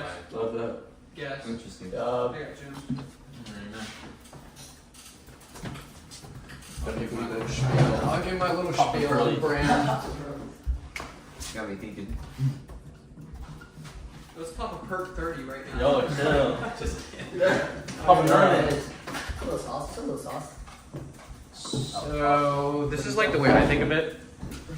Is like everyone has a personal brand, right? Right. And like they have like a unique fingerprint. Yeah. So this is how it works. Is you have your main. I'll do like Alex Hormozzi's. Like this is Alex Hormozzi's brand fingerprint. Is his main thing is just like business. But then he also has a bunch of like other little small things around the edge here. Right? And it's like you might have this thing, you might have whatever. And it makes this unique brand fingerprint that is Alex Hormozy. And this thing is like, you know, gym, right? Like he's jacked. Relationships. Just all the little things that make him him. Yeah. Layla or whatever. What else is like a small thing that he's into? Tank Just like Hat. tank top, yeah. The It's like a beard. very small thing. Beard, right? Yeah, I love her. Beard. Oh, he's into comedy. He's into like For fun. He is. yeah. He is. Yeah. And see, Sam Ovens is also like Sam Ovens is also this business guy, but the reason that they're so different is because of like all the little outside things. Sam is like nothing. if So you your think main about it. thing, and He's it's just just business. little. Yeah. It's just business. Like we talked about in the car, Yeah. it's just business. All these. No, he has other help. His Yeah, he Australian has- accent. Yeah, it's Yeah. His Australian. long hair. Bro, we're fucking drinking LaCroix, bro, because of Sam, dog. Yeah, LaCroix. Yeah. It's all the little small things that add up. So That's not Software. little. Huh? That's Yeah, it's not pretty little, big, that's but it's not. It's business. it's still business. His personal brand at least. yeah, and it's like your mannerisms too, like how you talk, how you Yeah. carry yourself. Okay. I think I know what you And- mean now. Sometimes you kind of have to like prune the tree and get rid of a couple of these things outside because they don't pair well with your brand or they're not good for business. You know, Right. like if you have Alcohol problem. yeah, if you have like an alcohol problem right here, like kind of need to like cut, you know, prune. Distance yourself from that identity. Yeah, like you just need to shape your brand fingerprint in the right way. Because depending on who you are, you pretty much are the desired situation. And if you have something, you know, if you have some black shit within you, it's like, you know what I mean? Like, I used to have a good example of this. Black shit. Good example. it's like when you pour like black dye into water. You know what I mean? You know that part. One good example. No, you know what I mean though, right? Why can't you I know, say I get what black you're guy? saying. I'm black guy, bro. I get It's what you're like saying. bad.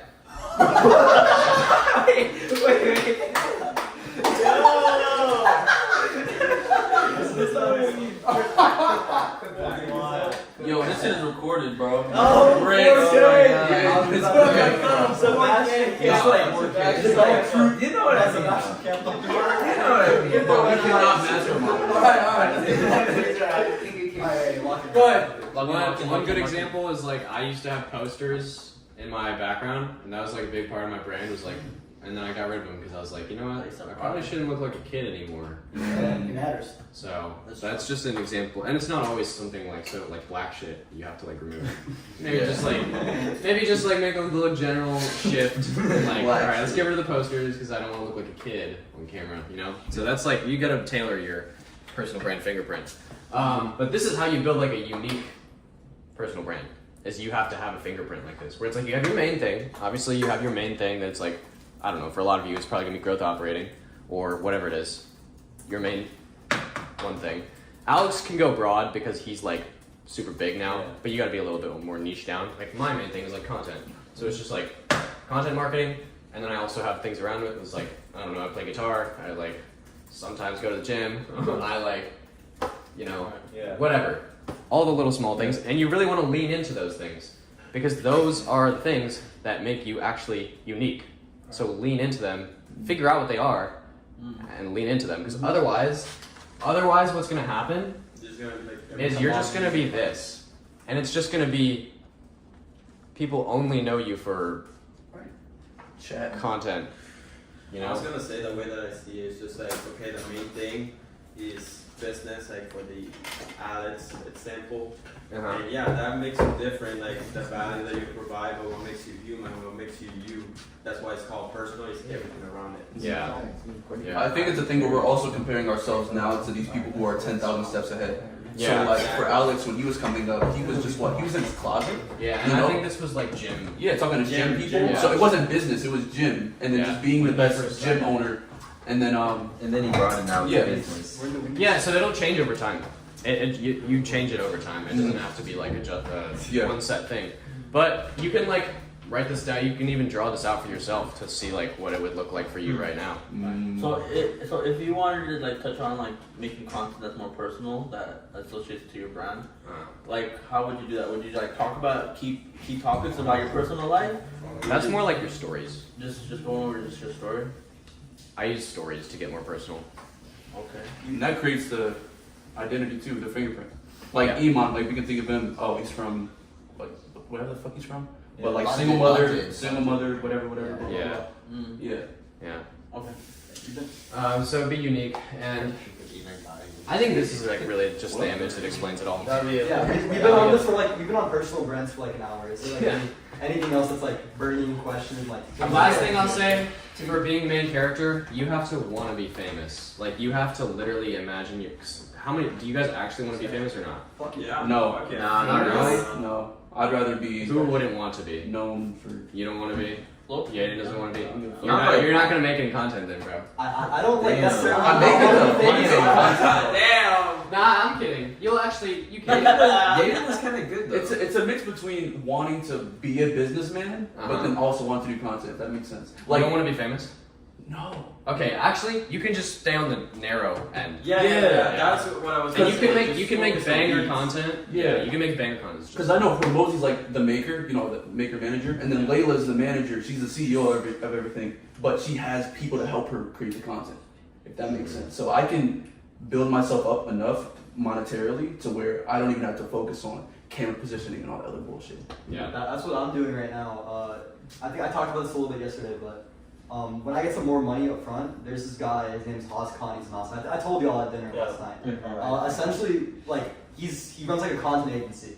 So I'm literally just gonna go to his content agency. Okay, they're gonna have this guy who's a creative director. Okay, he's gonna interview me. Okay, and he understands like my personal brand. He understands my story. He understands my business. He understands who I help, my ideal customer. And he's gonna ask me questions. Okay, and it's gonna be interview style, and that's gonna be clipped up and produced into a catalog of short form content that can passively get me people in my personal brand. If you want to see an example, look up Brandon Carter short form. Perfect. That's literally the exact thing. Well, because that's what I'd rather have. I'd rather have someone who knows what they're doing on the content side. I mean, we've been talking about it long enough. So researching that shit myself instead of doing what I should be doing, which is business, it just fucks me up. Yeah. Yeah. Some people, you need someone to like. Yeah. And then I lose my credibility because I'm one of those people that's like pitching shit when I'm not doing it. Yeah. And that's not what I want. Last thing, you gotta be the main character. I literally wake up every day and I'm like, I'm Jordan Belfort. I am, and I'm sure all of you do that too, right? I mean, must be that too. Yeah. I am the chosen one. Yeah, you have to wake up and be you're the like, best at what you do. I'm gonna be famous. I'm gonna be the best, and like, it's delusional. Obviously, it's not true, but like, you have to believe it is. Or I'm just saying that because I'm trying to be humble, but like, that's how I really think. Beliefs are everything. It is gonna be true, bro. Yeah, like, that's how you have to think. It's true to me because like it's true. and some people are gonna be pissed off by that. They're gonna be like, "Oh, That's fine. you're an idiot." Like, but I'm paying later. yeah, you have to be like, I'm him, and I would say that's my biggest tip for like content is like you have to have enough confidence to actually push out of the box, because a lot of people, their content is just the same as everyone else's, and it's like so average because they don't actually like do something crazy. So you just need to have enough confidence, enough main character energy to actually like do something unique. If you believe you're the main character, you're gonna do things that like nobody's ever done before. Yeah. Quick question. Last one. Do you edit your own videos? What's that? Do you edit your own videos? I edit all of them. Why? Because I'm just trying to save money right now. Okay. You're also an And editor too, right? Like yeah. you said you edited videos in the past. Yeah, I'll outsource it soon, but like. You haven't gotten to a point that you just want to delegate it and just focus. Yeah, the way I'm trying to just spend less time editing, so now I only spend like 2 hours. So on a video. semi-raw content, just captures it. Yeah. Instead of like, I was like, okay, I could spend money and try and like outsource it, but then I realized I could actually just save a bunch of time also just by not doing as much editing and just like. I just keep it like super simple now. And when you would look for an editor, would you look for someone that like, oh, this guy's dialed in, I like the way he edits, but he's gonna be more expensive, or would you hire someone like, oh, this guy's alright, but I could train him like how I edit? Like, what would you do? Or would you It hire depends an on editor? your goals. Yeah, Like, no matter what, you have to train your goals. Hiring editors is so fucking hard because if they're from if they're from some other country, they're not gonna understand the culture, and there's so many little nuances that go into editing and filmmaking that they don't understand, and it's not just like cutting a clip. Like it's not not anyone can do it. It's actually kind of hard. Like you have to be creative because you have to know. You have to actually understand what they're saying in order to cut it up right and like tell the story right. Like it's actually a very creative process, and that's why when people put a $20 a month Indian editor in their business and they wonder why their content, they're like, why aren't you getting it? Like, fuck, why can't you make me viral videos? Like, bro, It's like the Indian just watches YouTube. They don't understand your yeah, personal because brand. they don't understand. Like, it takes some creativity.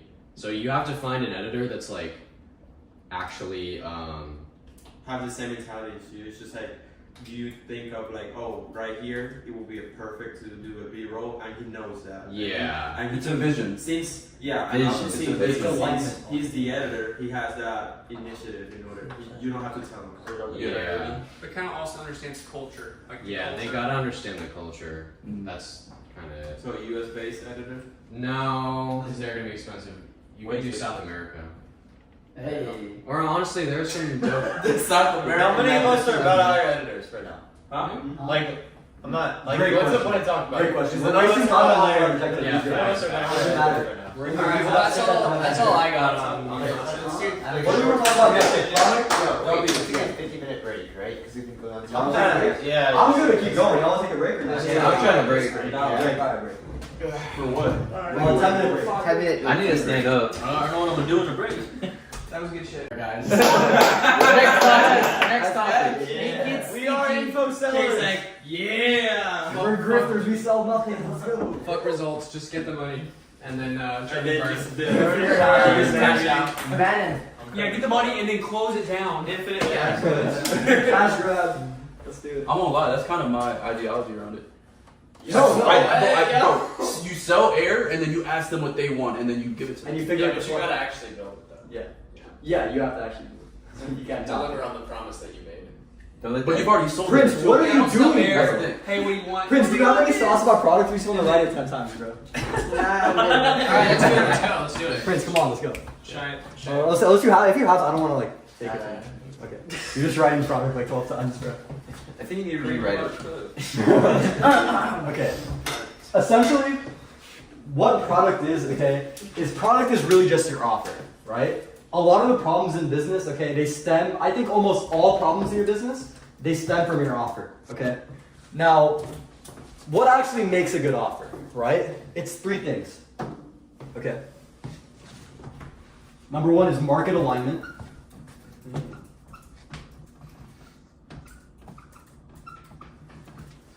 Number two is leveraged. So you're not selling your time for money, it's actually a leveraged offer that you can scale. Market alignment, it's leveraged, and it's uncommoditized. Leverage is scalable.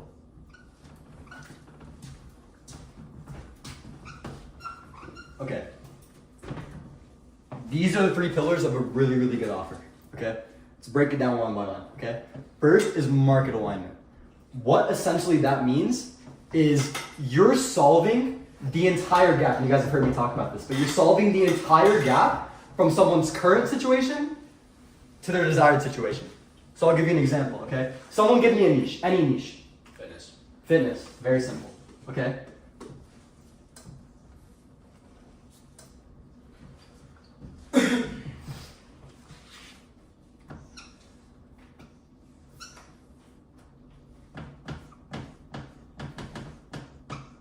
Okay, someone's current situation, you're a fitness creator, right? They're fat, okay? They're 250 pounds, okay? Let's say their desired situation, okay, is lean 180, right? Your offer, okay, needs to be the entire bridge from their current to the desired situation, okay? This right here is the gap. Okay? Now what a lot of fitness coaches do okay, is they'll sell. I don't want to draw this.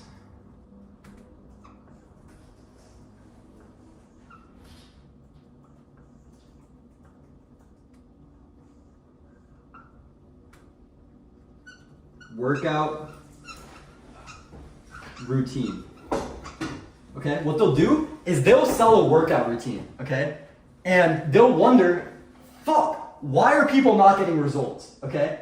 This could be the best workout routine in the world, okay? This could be scientifically backed to be the best workout routine in the entire world. But it does not matter. It does not matter how good your workout routine is, okay?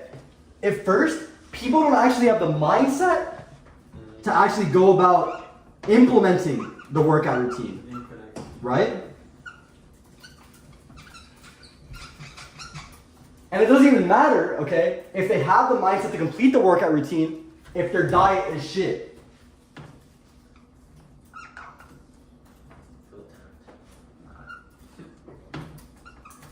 These are really bad arrows. What you're seeing here, right, is you can have the best workout routine in the world. And a lot of fitness coaches will do this. I've seen this the same example, right? They'll sell a workout routine and wonder why their clients aren't getting results. Well, you're implementing a workout routine. You're selling a workout routine, but you're assuming that people actually have the mindset to go through the entire workout routine and follow the workout routine. And you're assuming that they're actually eating good. Well, you can't fucking assume in business, especially in B2C. You cannot assume that people have you have to solve the entirety of the gap, okay? That's market alignment. Because when you solve the entirety of the gap, you can charge what the gap is worth, okay? If you can consistently and predictably get someone from fat and 250 pounds to a lean 180, you can charge what that gap is actually worth. And that gap might be worth $10,000 to someone, might be worth $20,000 to someone, okay? That's when you can start selling for higher prices, and that's the benefit of good market alignment. What questions do you have about that? That was really good. That was good. Yeah, so like what's the process of finding this for other Great coaches? question. Great question. What's the process of actually finding the gaps? Mm-hmm. Very simple process, very simple system you can go about doing that, okay? You want to first figure out all the possible ways your clients could fail at achieving their dream desired situation based off where they currently are, okay? So we'll say, No money.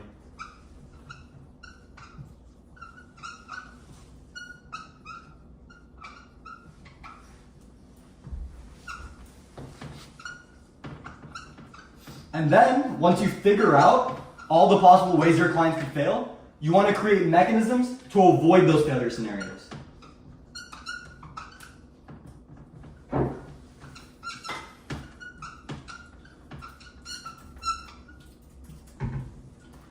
Let's talk about growth operating, right? You guys are all growth operators. Give me some examples, start naming them, of ways a beginner growth operator, okay, could fail at achieving $10,000 a month with a business model. Paradigm.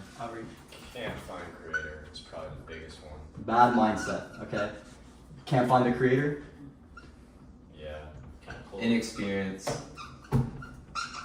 What does that mean? Inexperience. It's a low quality creator Yeah, low quality creators another big problem. because they just want to sign whoever. Focus. Time management. Mindset kind of. Yeah, it's like Can't close. Any possible way a growth operator could fail at achieving $10,000 a month with a creator? Sales. Can't sell. Yeah, that's it. Can't get traffic. Promote, yeah, can't market.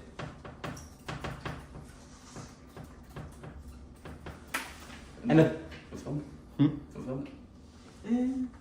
we can say unleveraged fulfillment for the Well, creator. we're talking about getting a 10K a month, so Yeah. they don't know what the fuck they're doing if they get a creator. It's unskilled. Yeah. Yeah, unskilled. The point is, there's a bunch of different ways, okay, and this applies for any niche, okay? Your clients could fail at achieving their dream desired situation, right?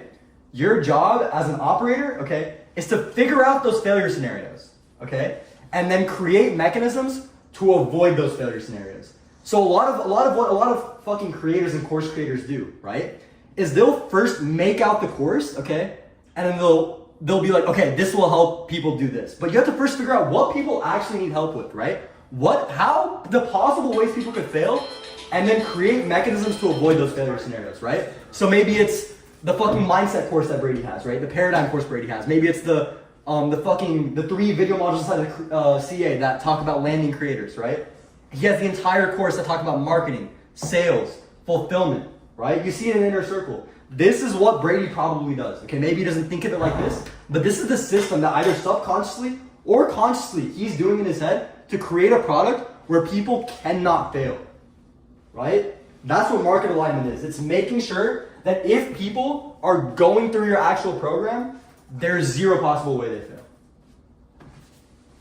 Yeah, I think I see that when he's sometimes looking for reasons why the people in CA or stuff are not succeeding. He looks back and checks the modules, do some market research and see what are they missing. And stuff. He figures out how they're failing, and then he creates a mechanism to avoid that failure scenario. Exactly. Right. Okay, that's only one part of your offer, right? Because you can have an awesome offer that fucking gets people results, right? Because it solves the entirety of their gap, right? You can have that. But if you can only help 2 or 3 clients because it's so hands-on, you'll never scale, right? You'll never have a 100K a month business, okay? Next thing is leverage, right? We talked about this a little bit, okay? 3 ways to fulfill. Insights, systems, and talent, okay? Let's use an example that we all know very well, right? We're growth operators, right? Our fulfillment, okay, our promise to creators is we will help you build, launch, and scale your info business, okay, to X amount a month, right? Whatever you told your creator on the sales call, I think we can get you to this number, right? That's your promise you're making them, okay? As a growth operator, how you go about fulfilling is talent, right? We're the talent. What we're doing on a sales call is we're selling ourselves, okay? You're selling yourself on a sales call as a growth operator, right? You're the talent. You're how you fulfill, okay? What I challenge you guys to do, okay? And again, there's different ways to go about the actual growth operator business model, okay? I want to challenge you guys to look for ways where you can provide insights, right? Where you can, I don't know, maybe create a course, right? That's what I've done. I've created a course that I can onboard a creator onto, okay? And it saves me hours and hours of fulfillment. Where instead of relaying information over and over again, I have an entire course, right? That gives them the information that they need, right? I have systems, okay? Like the thing I showed you on market alignment and offer, that's a system that I have, and I'm just drawing it on a whiteboard, right? I have systems, okay? When creators see that system, okay, they can immediately implement that system into their business and see immediate results with it, right?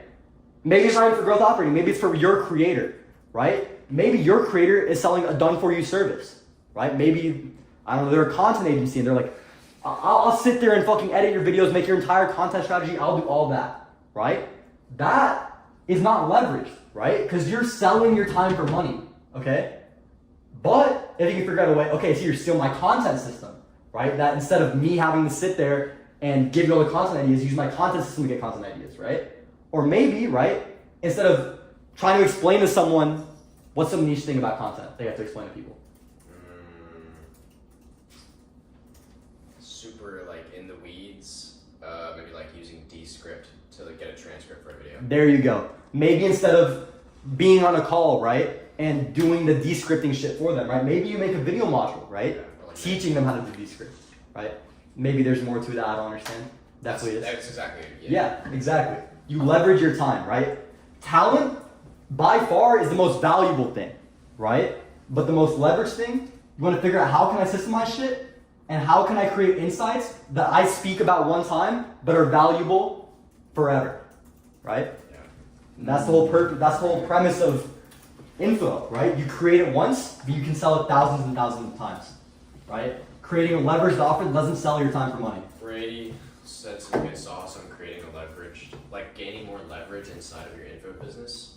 You just scale with, you scale fulfillment with content. So it's like, if you're getting a common issue, just make a video course, just make a module. That's an insight. Courses, community, calls, coaching. Yeah, yeah. The third thing is uncommoditized, okay? For those who don't know, all a commodity is something that is everywhere. It's of abundance, right? When you're selling an info product, being commodity in the market is extremely bad, okay? you have to figure out a way to differentiate yourself from all your competitors. Okay? Because they'll ask, right? They'll be like, okay, why should I buy your dropshipping course when I could buy... Yeah. There you go, right? Why would I buy your shit when I could just buy Jordan's, okay? And Jordan has all this social proof, Jordan has this, Jordan has that. Why should I buy your shit? Why should I trust you with my time and my money, right? Why should I do that? I get this problem a lot.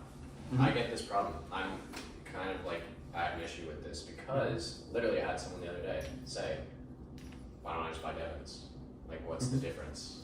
And they probably trust him more because he was there first and he has, you know, kind of like built that reputation. So, and I was like, fuck, I was trying to explain to him, like, the fuck, it's like so different. Like, it's like completely different. It's way better. But I didn't want to like, I was just like, oh, like, let's hop on a call and like, we'll see. Like, I will literally explain you, walk you through, but he never responded. So that sucks because like, I need to figure out this problem. Like, how do I can't have people like, that's a terrible objection. Like, oh, why don't I just find it? Yeah. So I need to figure out some way to uncommoditize. It's how you package and present the information. Yeah. Because think about this. Like, for example, like, if you want to become a massage therapist, that's commoditized and regulated, right? So you can't charge someone more for a service that they can get somewhere else, right? But you can sell them the waka waka waka method to heal your body. That's not commoditized, and they've never heard about it. Yeah. They're way more willing to pay more for that because they've never heard of it, and it works. It's essentially approved. They'll pay for it. Yeah. This is a big problem that B2B service providers face, right? Content people, I see with them all the time, okay? How you go about fixing that, okay, is you turn your service into a product, okay? Jason, what you sell, okay, is you sell, I'll help you go viral, join my inner circle, join my viral mentorship program, okay? Everyone sells that. You're not any different. Sure, your personal brand's different, right? And you might get some customers just from you as a person being different, okay? Yeah. But if your service is different, right? And it doesn't, the way you go about differentiating your service in the market isn't changing your service itself, right? If there's only one best way to teach a toddler how to walk, then should you teach an inferior way? No. What you should do is you should present it differently, right? And how you go about doing that is through productization. For my offer, for example, okay? I sell something called, and this is for my B2B offer, my more expensive offer, I sell something called the 7-hour funnel. Has anyone ever heard of that? No one's ever heard of that. You know what this is? USP. Huh? Unique selling proposition. It's a unique selling proposition. But do you know what the 7-hour funnel is? Like, okay, literally all it is, okay, is first it's creating, let's see, what are the 5 core, let me think. Okay, so first it's your OEP, your optimized expert profile, right? So it's having a profile that frames you as an expert, right? So your bio, your profile picture, okay. Second, okay, is creating a broad interest ad that gets a bunch of people into your personal brand ecosystem, right? So it's like creating like a viral street interview that gets a bunch of followers, right? Then it's having a 7-hour expert library, right? Where you have a bunch of like talking head guru content that provides actionable value, okay? And it's not just regurgitated info, right? Then it's having a direct message ad that gets all those people that have consumed your content, okay? And it funnels them into your DMs. Then it's having an appointment setter who's closing them and booking them onto your calendar. That is what the 7-hour funnel is, okay? And that's a basic principle that everybody who's in B2B online info, helping coaches, consultants, and agency owners, everyone knows that. Everyone does the same shit. But I've named it something that's special, okay? Because people have tried content agencies. They've tried fucking Charlie Morgan's, I'll help you get 20 new high-ticket clients in 60 days, right? They've tried that shit, but they've tried it and they've failed, and they've been burned by it, right? But they haven't tried the shiny new 7-hour funnel. They haven't tried the new, I don't know, like, you productize your offer, okay? What productization is it's turning a service, okay? And it's also kind of leverage, right? It's turning your service into also something that's more of a product where you can just sling it and it's like a standard procedure that everyone receives, right? But it also makes your shit uncommoditized because you're selling something that the market hasn't seen. You're selling something that is unique in their heads that they haven't tried and been burned by. So it's kind of like growth operating versus IPO, info product. Yeah, it's all the same. Yeah, just different names. IPGA, same shit, right? Yeah. Just different names. Or like SMA drop servicing. I'll give a great example of this. Build and release, right? People have been doing build and release for years, okay? But when Serge Guattari coined the name build and release, Yeah. he became the fucking man at it. When I say build and release, people think I'm a Serge Guattari glazer, Yeah. right? Damn it. because he coined the term, right? Because it's new. When people think growth operating, they think, oh, Eddie Cumberbatch. Yeah. He invented growth operating. He didn't invent shit. He gave a name to it. Yeah. He productized it. They've been doing this shit for years. It's interesting. Psychology, bro. What questions are on? Wait, hold on. I want to give an example of something. I think it's gonna help a lot. Rip sesh. I'm coming on taste session. Felipe Rip Sesh. Yeah. Felipe. Alright, guys. So I really want you to understand the importance of like really like presentation. It's all presentation. You want to sell more? How you present the information. We can all talk about the same thing. At the end of the day, is the presentation and the small details that you don't think that matter, they do matter. Like for example, like two restaurants Can you connect? for a steak, let's say, they sell good steak. They could have essentially the same product. They get the meats from the same, place, right? Quality is the same. But what's gonna make one restaurant stand out from the other one? It's just little specifics. How do they sit at the table? How do they make you feel when you walk in? How are the staff talking to you? Do they treat you like a king? Do they not? Do they not care? All these little things are gonna make it so different that people are gonna I like that restaurant better. It's better quality. Even though it's the same food, they're gonna assume it's better quality just because of the experience, because they present it in a way that's specific for a specific person. Like Is that- salt bait. Yep. And it's like this is why I think like it's all about the presentation and marketing. Sometimes like product quality doesn't even matter. I mean, just think about it. Is a Rolex really better than a Rolex? Wait, No. What? You just said It's it's a Rolex better than a Apple Watch. like Casio. No, it's really not. Yeah. What does Rolex do No, for it's you? good. Status. Quality's better. No product quality? You're telling me a Rolex is better than an Apple Watch that can tells you about your heart, about your health. I would How, say like, I would compare logistically, how's it better with product quality? I'm not talking about the material, I'm talking about what it does for you as quality. I get the point that you're trying to make, where it's like it's the same thing. It's just the price. It's really, just like, the brand. Rolex is just all status and Yeah. marketing. That's all Well, it it's is. like I just will like say- the cookie brand that like charges a ton of money, like Glass Crumble. It's all about. It's the like experience. Starbucks versus Dunkin' Donuts, basically. It's all marketing. So, like, product quality a lot of times when it comes to marketing There does is- not matter. There is a little bit of a. They do have like Rolex are really like high quality watches. But, like But we get just the think same about price, it, bro. But as far as The value, price, no. Parts I love of the product I would value, say, like, it's not 90 better. I'd say like 90% of it is just the branding and status. It is. Exactly. If no one cared about Rolex, would you really want one? no. Exactly. Yeah. Get some other shit. But for some reason, you can charge a lot more for that than an Apple Watch that does a lot more for you. It's the same for name brands. Yeah. Balenciaga. Or It's like a Lamborghini versus a Honda. It's literally Right, the same yeah. exact fucking material. So how can you do that with your content? You know what I'm saying? It's all marketing. View it as something rare. They're like, oh my god, I need that. They're way more dependent. It might not even be better, but you market it in a way that they think is better because of how you present it. It's overall just like the packaging of it. It is. It all matters how you present It's it. the onboarding. Like for example, like you guys know who John Circa is? Any of you? No? None of you? Oh, Zerka, yeah. Circa. Yeah. Oh, None of you? Zerka. Yeah, Zerka. Yeah. Like you know how he talks and everything? He's Yeah. like, yo, what's up, guys? So- And he's like, he sounds like this mysterious dude, and he's like, manipulates woman or whatever. He doesn't really like. If you buy his product, like he has like product, and it's like He's a product. manipulation. Yeah, like an info product, manipulation, and like it literally makes you want to buy it because you're like, dude, maybe he has a secret. There's no fucking secret. It's probably something you could buy from a different program. He just packaged it differently, in a way that makes it look like this rare thing that you never heard of. The manipulation secrets of Circa. And you're like, what? Tell me the secrets. They're not secrets. You can find it anywhere else. Probably not in a book. Oh, But he packaged it in such a unique way. No one's done it before. And his personal brand is very important too. That's why personal brand matters too. Because it aligns with that presentation. If you watch Circa, you understand. You're like, holy shit, yeah, this guy's different. That's why like someone like Watson, whatever that dude. Wes Watson? Yeah, Wes Watson's like he's different. Like if you offer, hey, I'll coach you for 10K a month, you probably take it. Even though someone else could probably give you the same coaching, but you'll take it from him because he's uncommoditized. Motherfucker's yelling at you. He's from, he got out of jail. He's different. He's just giving you the same information, but it comes in a different package. That's what makes really a difference, and that's what you want to stand out.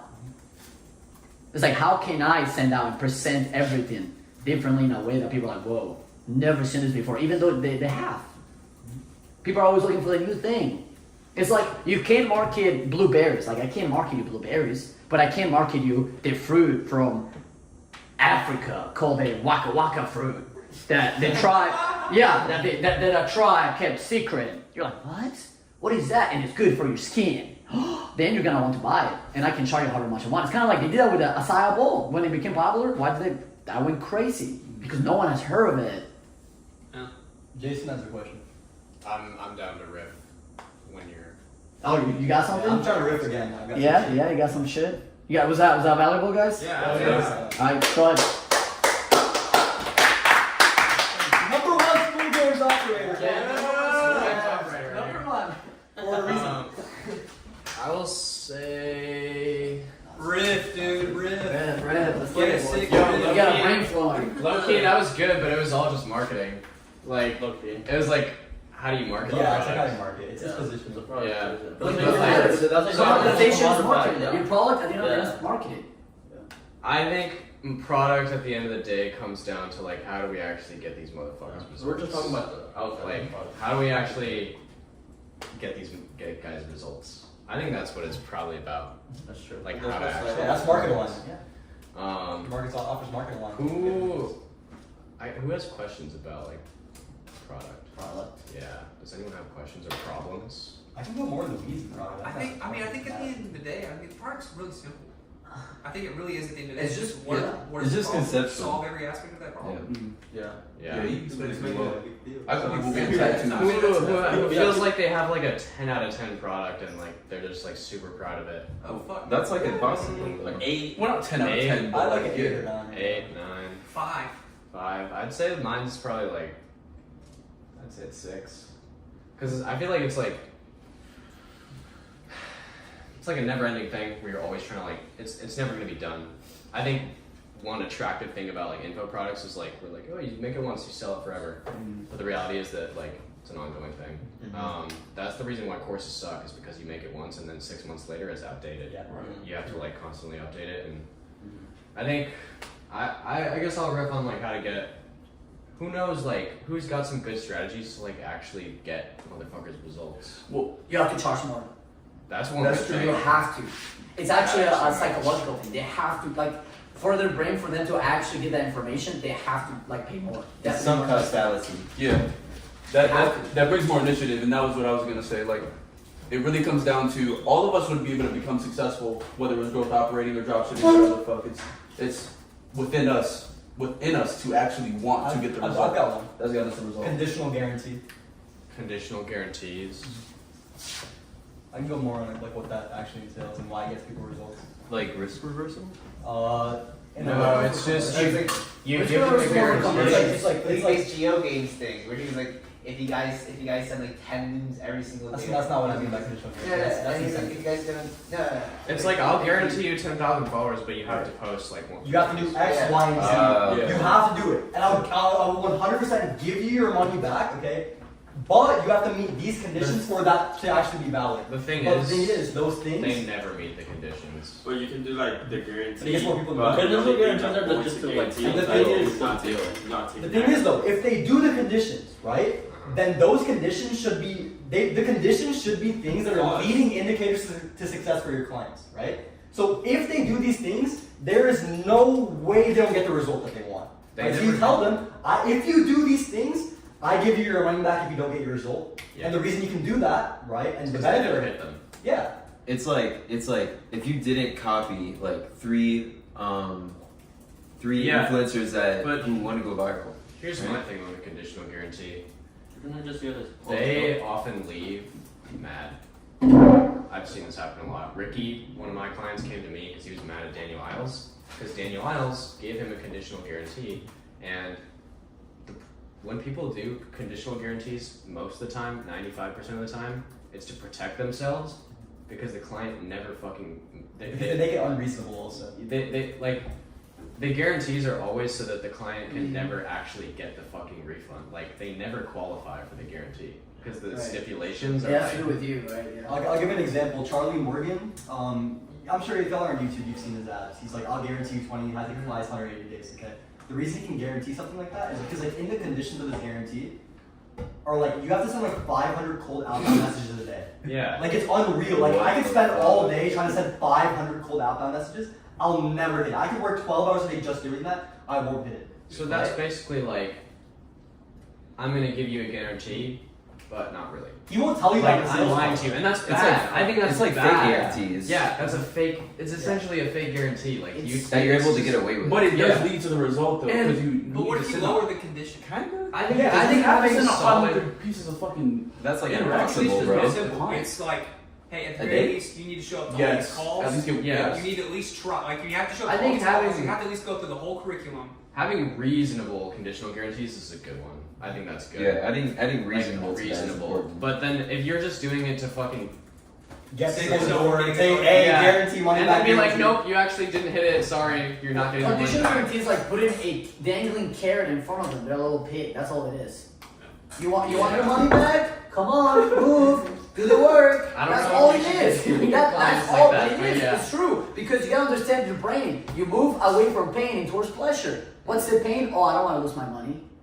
What's the pleasure? I want to get my money back. Ricky, one of my clients, came to me from Daniel Isles. So this is interesting because this is very interesting.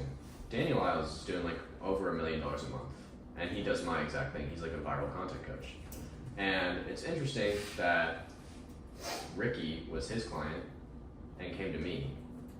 I'm like a small guy, you know, like just getting started, that's like and it's because Daniel was doing conditional guarantee where he was basically like, all right,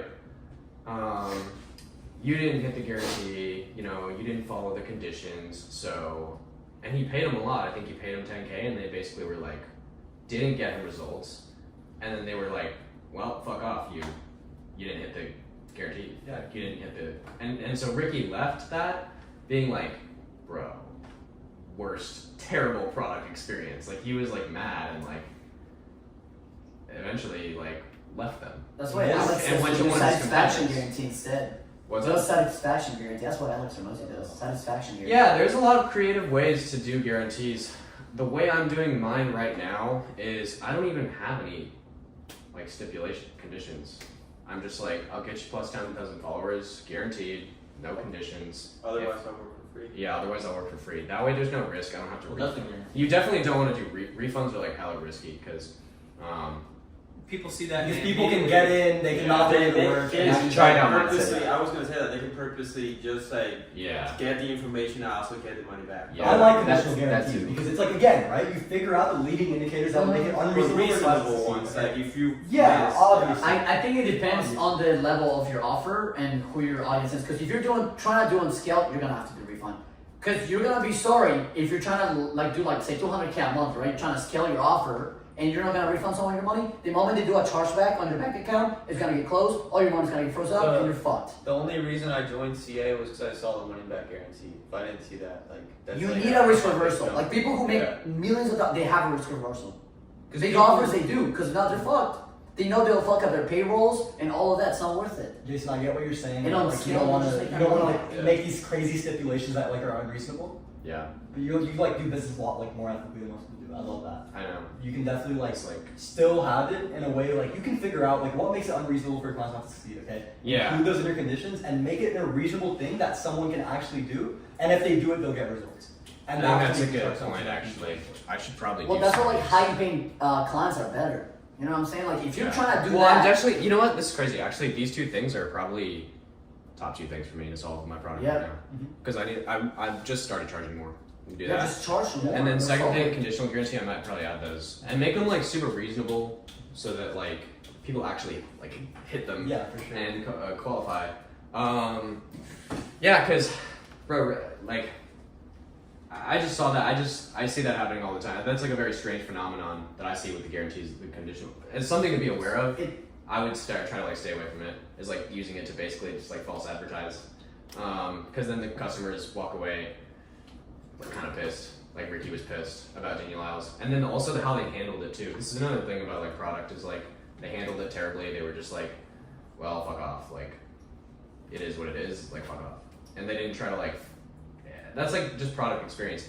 you know what? Some crazy phenomenon is that like some woman was at a hotel. They completely like fucked up her reservation, but it was how they responded to it. They were like, "Oh, we're so sorry. We're gonna take care of you," and she gave them a 5-star review. And if you think about it, if it had just been a normal hotel experience, she wouldn't have left that 5-star review. But it was because they fucked up, and it was how they responded to it, where they like really handled it well, that she was like, I'm gonna leave a 5-star review. You know, that's interesting. That Satisfaction. you know, Something similar happened with when I was like high ticket is like where they couldn't afford to keep paying, but then the creator gave them a good experience, so they left a good review before they left. hmm And I think if they have an issue, how you respond to it can actually make it a good thing. Mm-hmm. Yeah, absolutely. You can turn that L into Sitting on like, the same side of the thing. In that same hotel situation, like you said, if they came back with, whatever the problem was, and they were just like, well, fuck off. fuck off. Like, Yeah. I don't care. And also, The entire situation is completely different. It's just all, yeah, I mean, that's, I think it's just interesting that she would have never left a review in the first place if it was actually yeah. just a totally fine experience. Oh, just a neutral experience. Yeah, if everything had been totally fine, she probably would have never left a review. But it was the fact that something bad happened, Something bad happened, and then they can handled turn it. to positive. They handled it really well. Turned into That's an why extra. she was like, "Oh my god, 5 stars." Yeah. So Went out of her way. yeah, handling things when clients are like unsatisfied, I think it could really just be simply solved. Like it's the difference between like a 1-star and 5-star review is just being like, "Yo, I'm so sorry. Like, how can I, Customers what can I always do right. for this?" Yeah. Customers always there. I also like to study like big companies, and I definitely make some research about Amazon. That's why Amazon is so big. Yeah. Like I literally bought like $1,000 mattress. I try to return it. They give me. They Yeah. say keep it because they Keep it, rather you're gonna give you money. lose $1,000 than lose you, a customer, Yeah. lifetime customer. And you keep buying, and also word of mouth. You can say, "Hey mom, this is incredible. You need to buy an Amazon. Do not do any other. Just do Amazon." And that's why they're so big. That's why they're Bezos was like hyper focused on the customer experience. service. Yeah, like customer service, customer experience. He wanted to make it just like the best possible experience. I think that's all it is. Product's just like, an experience. Just Great. take everything. How you make them feel? You know what I'm That's a saying? really good point Yeah. that I relate to. A lot of places they don't give things, but yeah. I think, and also like, dude, you can do so much to separate yourself in this space just by genuinely just giving a fuck about your clients, bro. There's like so many. Just caring. There's so many coaches now, and I'd say probably over half of them could they have like a mediocre product, and they don't care about it because they're making a fuck ton of money anyways because they only focus on marketing and sales, and it works. And you can make so much money, Right. and like you don't really need to. There's almost no consequences in doing it. Which is No, there's the consequence. I think they At just scale, At scale, like when you're from Mosey level, there is. I think, dude, you can get to like $1 million a month, bro, not having consequences. just focusing Yeah, on true. just focusing on marketing and Musa sales. does it. Yeah, that's true. Musa's a good example. He only focuses on marketing and sales, and bro's making fucking crazy money. Because product quality only matters for repeat business, I just like, not acquisition. I think, you know what, guys? Aside from the money, You don't want to do that. Don't be that person. Right. Aside You want from to feel money, good. It has to do with you. You want to feel good for your marketing mental your health. product and For your be mental just health. for It literally is ethics, for you. It's not Just- all about money. for ethics and morals. Has to do with you. Make a good product for your customers. Because again, when you make money, you're taking money from someone else. Because you also Exactly. have, Hard-earned money. Yeah. you have a lot of weight on your shoulders when you don't have a good product and you know it's Yeah. bad and you're just making a shit ton of money. Like you really Yeah. like what's Can't You do carry it to your heart, like when you go to sleep, you're like, "Fuck, I fucked somebody." Right. It's for your Yeah. own mental health. And you know what? Maybe it'll take a little longer it'll be a longer and more slow journey to make all that money when you're not fucking scamming. But it'll be worth it. It'll be worth it. And then I think long term too, you build a solid business too. Because Brady was talking about this too, where like a lot of the scammers they just they make a fuck ton of money and then they fizzle out because all their customers are unhappy. And if you have unhappy customers, bro, it's like the worst anti-flywheel ever. There are some businesses that only go on referrals. Like they print just from referrals because they just have a really good product that that's like ultimate flywheel. And it's like you don't even need to do any marketing or sales. It just happens automatically because your customers are so happy that they're. And this happens with me to Brady. I'm always telling everyone about. I'm like, yo, like go get Brady's coaching. Go get Brady's coaching. I don't even get a referral fee. Like I don't get a referral fee. I have no incentive. I'm just doing it because like. You actually genuinely You strongly believe that you can help solve their problem. And now it's like they're getting passive marketing like for free. Zero ads, like that's Yeah. free. And I'm sure a lot of you people have probably referred people I have. too. Yeah, me too. Yeah. It's because they have a solid product. I think you just gotta like. I think as long as you know in your head like you're genuinely doing your best to like make a solid product for your clients, and you genuinely like are doing the best you can for them, then like that's all you gotta do. Is there anything else on like product you have questions about pricing or anything? I think what you said was good too about like finding their issues and then like figuring out a solution. Yeah. That was really That's just the basic. That's the most basic way to go about it. Yeah. That's all you need. And then like, and then charge them more too. Charge them more because they get. I think we got all the systems. I think we can go over hiring. Oh yeah. This is Delegation? Yeah, hiring talent. Did you make it yourself? One No, thing I'll say about hiring I've repurposed is it. you can put up a type form on your story. Use type forms to hire, Right? and that's a pretty good way. You can farm a list of like possible. So if you're like, yo, I need setters, put up a story, put up a type form that's like, yo, what's your name, email, phone number, and then you can ask them for their experience, and then ask them for kind of like same with your clients where you're like qualifying them, and now you farm a list of like all these setters, and you can like just. I have seen that from a guy, but he did it on Twitter. Yeah, that's a great way to hire. I think that's like one of my favorite ways to You hire. create so much frame, like you are literally like being the It's a big job boss. application. Yeah. It's so much better than like going on like online job. Bro, online job's so cooked. Online job's not beating Yeah, Fiverr, Fiverr, Upwork, that shit's ass, bro. Like, I think having an audience is nice because you can like, bro, you can just put up a type form and get all these applicants, and they're like in your audience, so you don't even have to pay them. Like, they just want to work for you. Yeah. I used one of your editors for my ad. There you go. Yeah. I got fire editors. If anyone Yeah. doesn't- Anything else, boys? You gonna hire? What else? Hiring product? I can hire. Is that it? But like, I mean, I know it's like already. film stuff, like Who classroom. here has hired someone? Product Yeah. classroom. Yeah.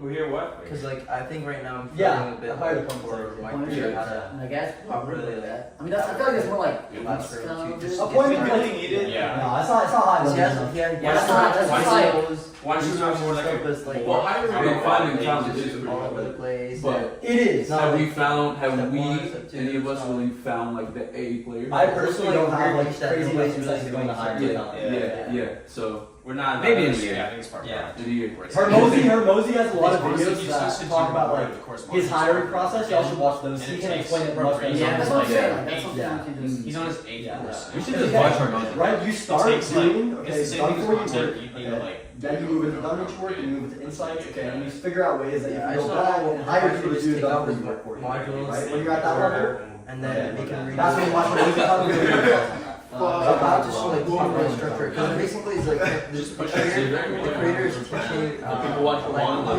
it was like it's kind of different like He would fucking farming. Does anyone have like questions specifically about their community, their offer, their program?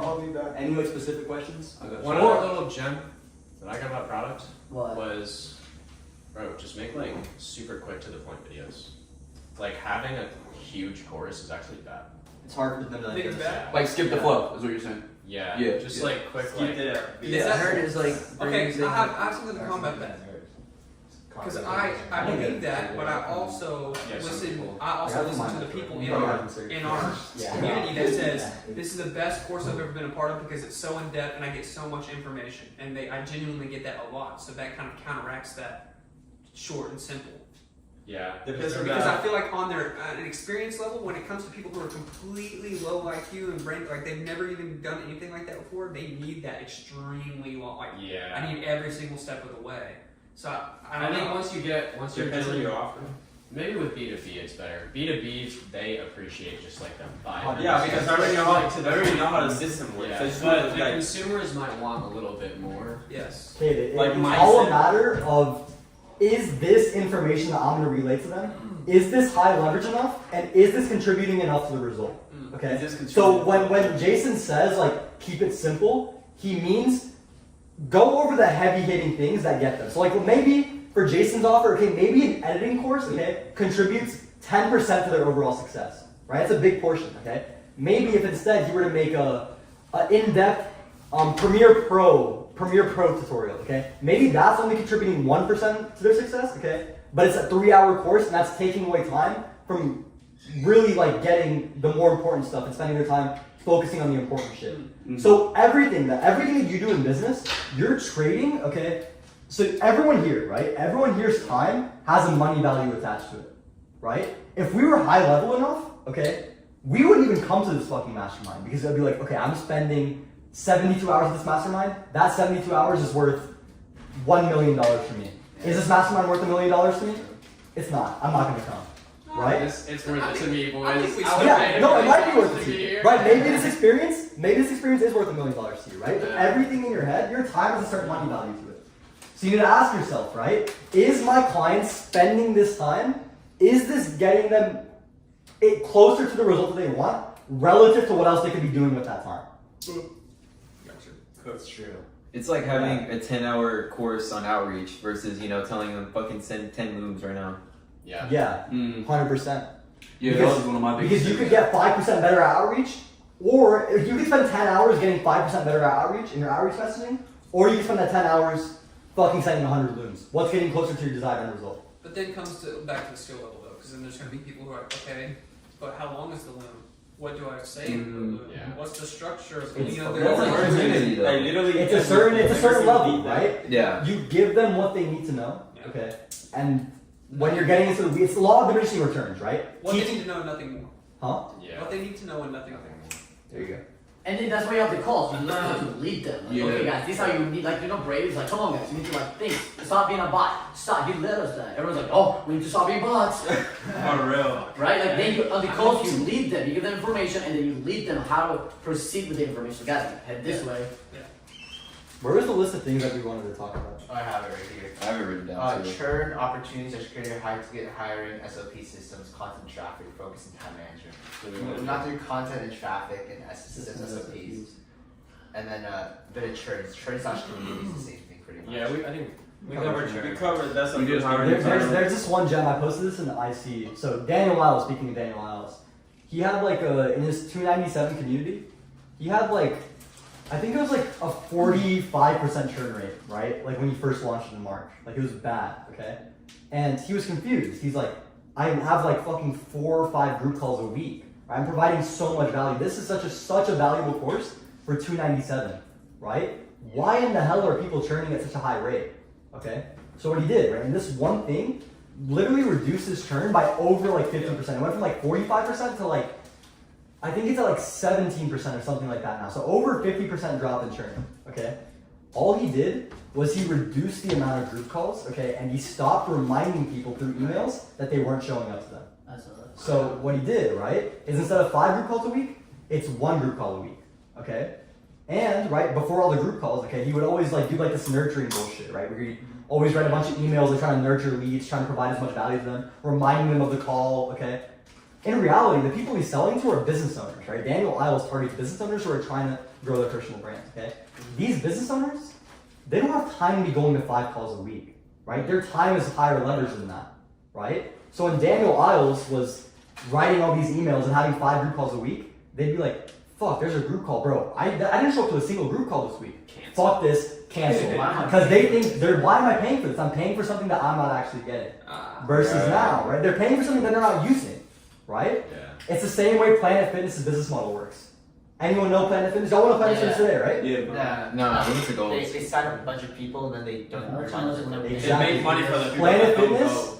if you've been to Planet Fitness, you know how small their gym is, okay? At $10 a month, they sell so many people, there's no way. If even like 50% of their customer, even like 30% of their customer base came to the gym regularly, they would have no capacity. They'd be over the legal limit for capacity in their gym, and they'd have to fucking shut down, right? It wouldn't work as a business model. What Planet Fitness does, okay, is they take your $10 a month, and then they shut the fuck up. They don't spam you with email promotion. They don't talk about hey, this is the best workout advice. This is the best diet nutrition tips.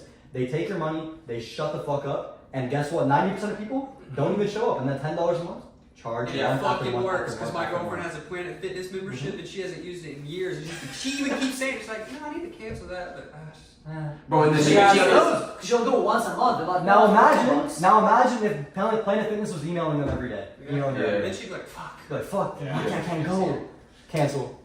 Well, she started using it now. Yup. That's actually That's $9 a month. great My marketing creator, advice. my creator, once he saw a bit of money coming in, he was like, "Oh, let me add more value." He added calls. He had 4 calls telling me, and I was like, "Off," and I told him, and then he understands, like, sure. And then now 1 call a week at 30 minutes. He was like an hour and a half, 2 hours call. And like now. That's what Brady's doing. He's just like 2 calls a day to now just 1 big one. Yeah. If you Yeah, really want one to focus on days content, a week. Yeah. Because right now I'm doing 3 calls, and they don't fucking show up. Yeah. So And I don't want to send them emails. Obviously, I don't want to bother them and be like, "Hey, come to the call," because I think that was one mistake Daniel made. But I think incentivize them. no, I'll just decrease it to just 1 a week. Less is Yeah, more. one a Yeah. Less is more, literally. It makes your time more valuable too. Yeah. Less is more. Another Yeah, thing dude, that's yeah. so overlooked that can, it's like such an easy fix, is when you have people churning, just ask them why. Yeah, I asked Just someone ask your customers, man. I asked one of my clients who churned. I was like, "Yo, why did you?" And it was like $1,500, and he was like, "No, I don't want to pay it." I was like, "Fuck, you kidding me?" And then I was like, "Well, why? Like, why?" And he said that it basically, I sold it as a beta, right? So the course wasn't done yet. It took too long for me to finish it. Where he was just like, "Bruh." And it's funny because after he churned, I like immediately updated the course like daily. I was like, "Yeah, bitch, like you shouldn't have churned." But no, it just took too long. So when you sell it, just be aware if you're selling it as a beta, like And take your payment plans. if it takes. Get into life, but they can't even get out of it. And then you start and then your brain, your RAS, your reticular activation system, it starts focusing on negative things. So you literally, they could be the most positive things around you. Your brain can't even see it Right, okay. because it's focusing on. It's kind of like if I told you, like, I will go. you know, like. That's why people, like girls for example, like you can, like if they truly don't believe that they deserve love, their brain will focus and find ways to why they don't deserve love. What if we go to next? So I could tell them, I love you. Like, literally, take my heart. They're like, no, you don't love me. Because of their belief system, because their brain will focus on what they believe. You don't, what's the saying? There's a saying, it's called, you don't see what you, wait, is it you believe? No, you don't, you believe what you, no, you don't believe what you see what you believe. I think And the top is like the one that said. So if you believe everyone, like if I was like, everyone hates me in this room, bro. If I truly believe that, you guys could be like, dude, you're awesome. Dude, you're not gonna- come hang that's out. gonna, I'm like, like, ricochet. no, they're just trying to manipulate me. No, You will like bounce my back. brain will find every reason of why you guys are lying to me.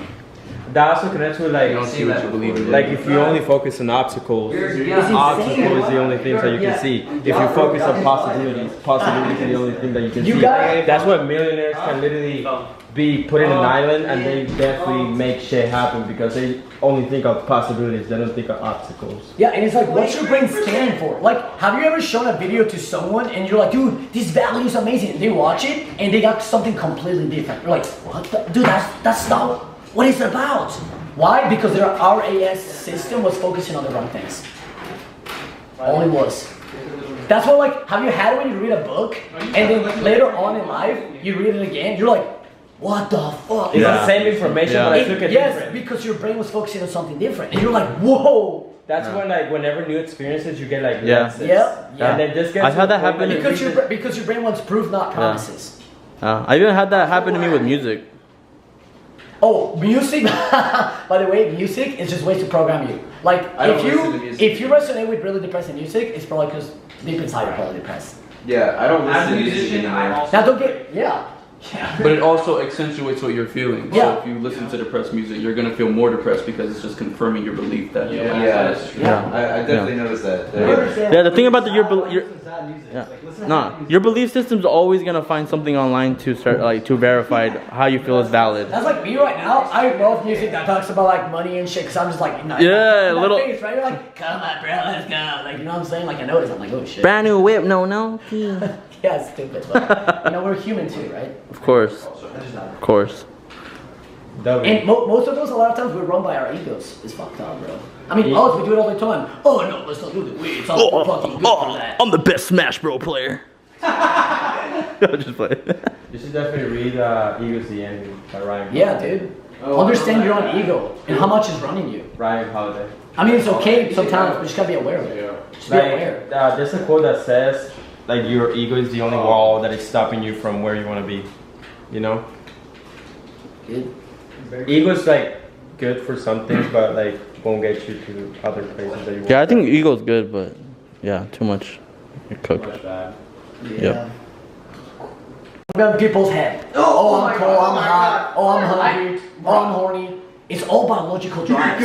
It's not even you at that point. It's just your body fucking running you. Exactly. Fucking crazy. You're a fucking little animal. They're laughing at you. They're like, you want food? Yes. Food. I gotta take on that. Whenever you're like not hungry, you see like an ad, and you're like, damn, now I'm hungry. No, you're not. Just like, Yes. they literally propaganda. Yes. And you know why I stopped drinking pop? Because that fucks you up. Sometimes you're like, oh, I'm thirsty. You'll drink water. You're like, I'm still thirsty. And then you hit that Coke.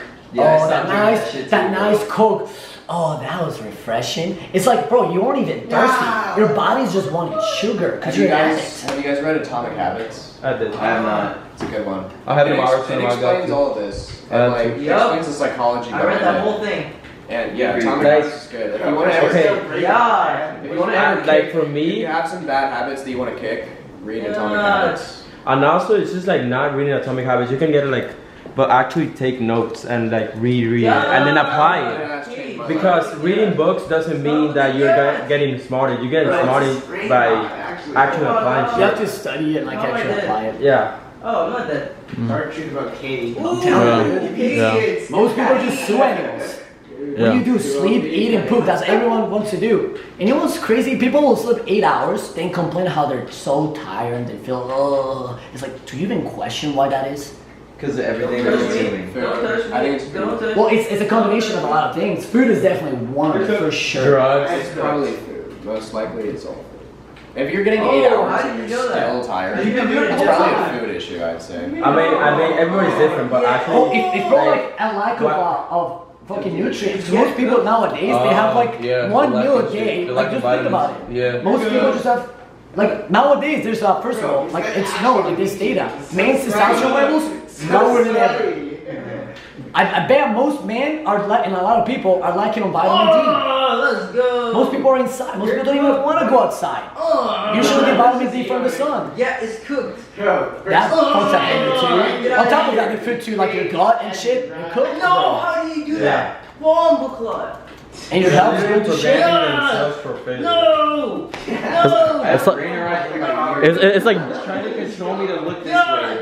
Okay, and See, that's I haven't even once looked on my left because I'm so focused on this conversation. I don't give a shit. Hey Prince, chill out. Noticing my Hey Prince, chill out on the brain rot a little bit. You're like, wait, why do I want to look over? It's useless. I'm literally trying to help you right now, and your brain, your body wants to look over there. You're allowing How it. crazy is that? Let's go. Let's talk about it. That's true. another thing. People Look like at Jay, he's they're- been fucking focused on this shit. His intention with his focus. Hey, raise your eyes high. That's why the number one skill that's gonna be that's gonna make you rich is focus. I say it all the time. Because it's true, because most people can't focus because you're driven by your biological drives. Let's talk about this since we're talking about it. Some people say, like meditation, grounding, journaling, that's bullshit. I mean, what's your take on that? I think of that. Way to go. Okay, Yeah. what's your take? Meditation. Meditation is really good, but most people like don't understand how true that is. I mean, meditation could be just like sitting in front of a wall and just looking at it. Yeah. and just breathe it. Focus on your breathing and just let all those thoughts that come in your head. Like what thoughts are coming? You're probably like, oh no, I should probably go do that. Oh, I should do this. Just like let it go. Don't even. Just be okay with being there. I'd be down for that. Like how? Like just be okay with just. Probably get more. Alright, 2.5. Hey. Like at night when you're laying down. Oh, you didn't go? You can't just lay there by yourself. You have to go to the lounge. No, I'm talking about the. Also, I think you're like deviating for the point that I'm trying to make. It's just like Hormozy says, like you don't need meditation, grounding. You don't need. You just need to work. No, I know. Okay. But also like that my take is just like, okay, those things may not benefit you making you more money, but it gets your mental right in order to be like high efficiency. Oh my. Well, in a sense, working, and that's just Hormozy's mode. Like Hormozy doesn't need meditation because he is already focused. Like business for him is a sense of meditation because he gets present to the moment. Right? When he's doing business, he's not thinking about this and this and this. He's already present to the moment. The same way a soccer player, when they're playing soccer, they're in the flow state. They're not thinking about it. They're focused on the ball, on what's in front of them, on the moment of now, how it feels, how they're moving. So focus, pretty much. Yeah, it's just focus. Being okay focus with where you are and execute. Like that's the thing. It's like you should be out of your head. You should be out of your head. It's just natural. You're just natural. Like you should just ground it. Like you gotta be on the cause, not the effect. You know what I'm saying? Be on the cause, not the effect. Like you're making things happen. You choose to feel the way you want to feel. If I want to laugh right now, I can make myself laugh. I can make myself laugh. I can feel shit. Just laugh? No, you have to make yourself laugh. Dude, come on. That's stupid. That's crazy. He even made the cameraman laugh. Bro. So you motivate yourself. Dude, it's funny. Like you can find things fun. Just choose. It's called free association. Oh, I've never heard of that. It's called free association. Right? I don't depend on you. Like this is why people suck at like talking to girls or just networking. Because you're going to an interaction, expecting to someone to make you feel something. Why don't you create a Luigi offer? You're like, you go to a conversation, you're like, I hope he makes me feel good, or you're relying on your people's reactions. Like I'm like, if you don't smile or like giggle my laugh, I'm gonna get in my head. My self-esteem is gonna drop. Am I funny? Am I not? I'm like in my own. I'm so grounded in my own emotions. Then my emotions, you're actually gonna feel. It's like the law of state transfer. I'm gonna feel so happy, so good. You're gonna feel it too. It doesn't matter how you're feeling because mine's stronger. And that's gonna be a frame battle. Can I not pull it up? My frame is stronger in how I feel. That's you? I have more control. I'm gonna be at the cause and you're gonna be reacting. In every interaction, one person is always reacting more than the other one. Damien, you're dead. And you'll notice that. You'll notice that. In a lot of rooms, a lot of people you'll go, and like someone will make a joke, and there's a lot of people, you'll notice this. A lot of people will look around the room to see if it's okay to laugh. Because you're depending on other people for reacting. You're like, someone makes a joke, you're like, wait, is it okay for me to laugh? Is that funny? If no one laughs, you're like, oh yeah, that was stupid. It's like, or if you're the one who laughs and nobody laughs, you're pictured as the weird one. But if you make outcast thing. Yeah. Okay. Like, because your brain goes into a survival mode. Now you understand that, right? The same way why you're so fucking scared of approaching a girl because your brain thinks you're gonna fucking die. Because you think if you don't talk to her, you're gonna kicked out of the tribe, like she rejects you. But you gotta shut that shit off. You ground it to how you feel. Like when I go up to a girl or someone, I'm already feeling good. I don't care if you laugh at my jokes. I'm just like, oh dude, what's up? Hey dude. Dude, you look fucking great, by the way. You look fucking great, no for real. I like your drip today, by the way. It's fucking fire. Thank you. See it? And I'm gonna make you feel good. You're like, oh shit, you gotta feel that.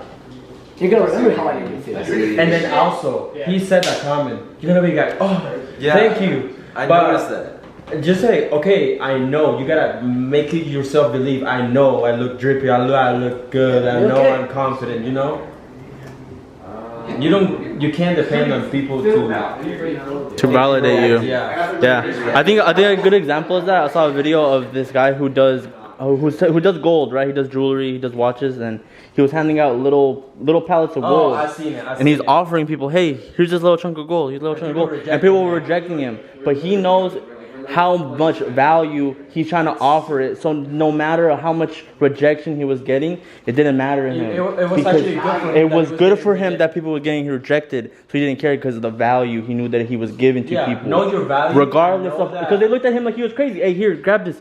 Tell it. No. Yeah. Wow, they're looking at him This is crazy. 10K right here. Here's 10K right here. 10K, Here, go. take it. People just like, no. No. And he's like, this feels so fucking good. Yeah, it feels Because I good. know that I- Rejection. Yeah, a lot of people reject it because they don't like they're self Like a I don't deserve creator, it. like a creator, whenever they say like "fuck off," and then like there was like a post that somebody said like, "Hey, McDonald's always hiring." Like and Preston. he took it like, "Fuck you, man! You're Fuck missing out you. on this opportunity." But people take it like, That "Oh was my Preston. god, yeah." Oh my god, I should like quit. He literally, yeah, that's pretty much the same thing. Catch me. Oh, know your value in whatever you're doing, in What you do yourself, is in your enough. work. What you say is enough. And you want more because you are enough. Like, dude, you're awesome. What you say is awesome. And if people don't like it, and like, no, everyone's gonna like what you say or like the person you are, but that's where you find your tribe. Right? Like, I'm just me. Like, Andrew Tate's not going around like, oh, do you like me? No, he's just like, I'm just me, bro. Yeah. Fuck with that. Yeah. Because it's polarizing. Yeah, eventually you're gonna attract people that People on the that same certified. frequency. Yeah, That's and they're gonna literally energy. right, You attract- and they're gonna validate that to you. On your things, like a lot of people, like they're like, oh, what you do is not cool. It's like, bro, who the fuck said the standard of what's cool and what's not cool? That's some high school shit. I do. Like, no, dude, if I think play with this market, Propaganda. I'm gonna make it so cool. Matter of fact, I'm gonna play with this market and make it so cool. You're gonna start thinking it's cool.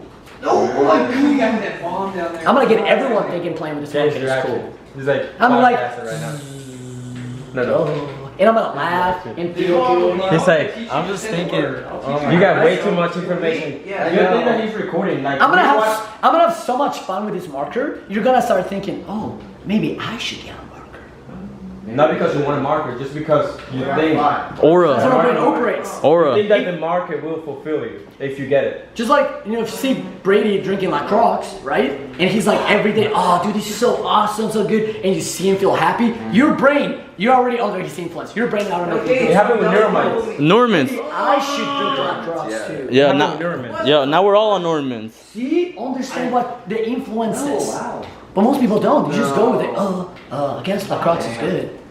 Bro, you might even hate it, but you're just going with it because you saw someone else like it's so good. He made it look so good. Maybe that's what I need to feel good. Okay. I drink some beer before, but yeah, I give it. No, I'm saying yeah. It's just Like like Neuromints is the best example.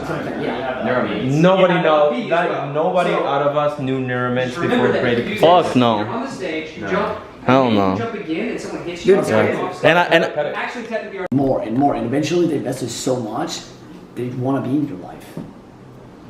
Instagram is so important to them. Most people neglect it. You shouldn't. It's the new dating app too.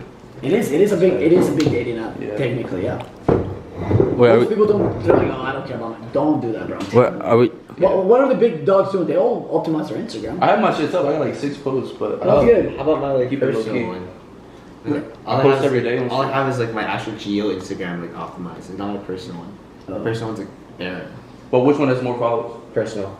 Well, it's like Yeah. what that quality follow. Like, what are you trying to do with it? I just keep my personal one just like Yeah, but what are you trying to do with your personal? just like talk to people that I already know, but like Do you even care about those people? I don't really care about them at all. So it's like you don't. I mean, What's the point?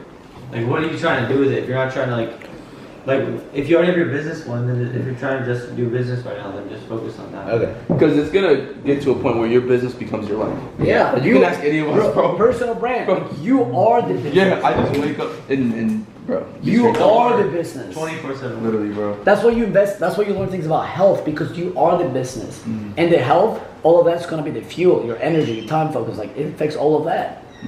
Probably why I started talking about infinite energy levels. I go all day. Not tired. So yeah, like what even on your business growth, like growth operator, Instagram, like post like on your stories, things that you're doing. Like, just like, hey man, look at this mastermind event. Like Ty Lopez does all the time. He's posting stories what he's doing. Like a lot of this, be like, I do that right now.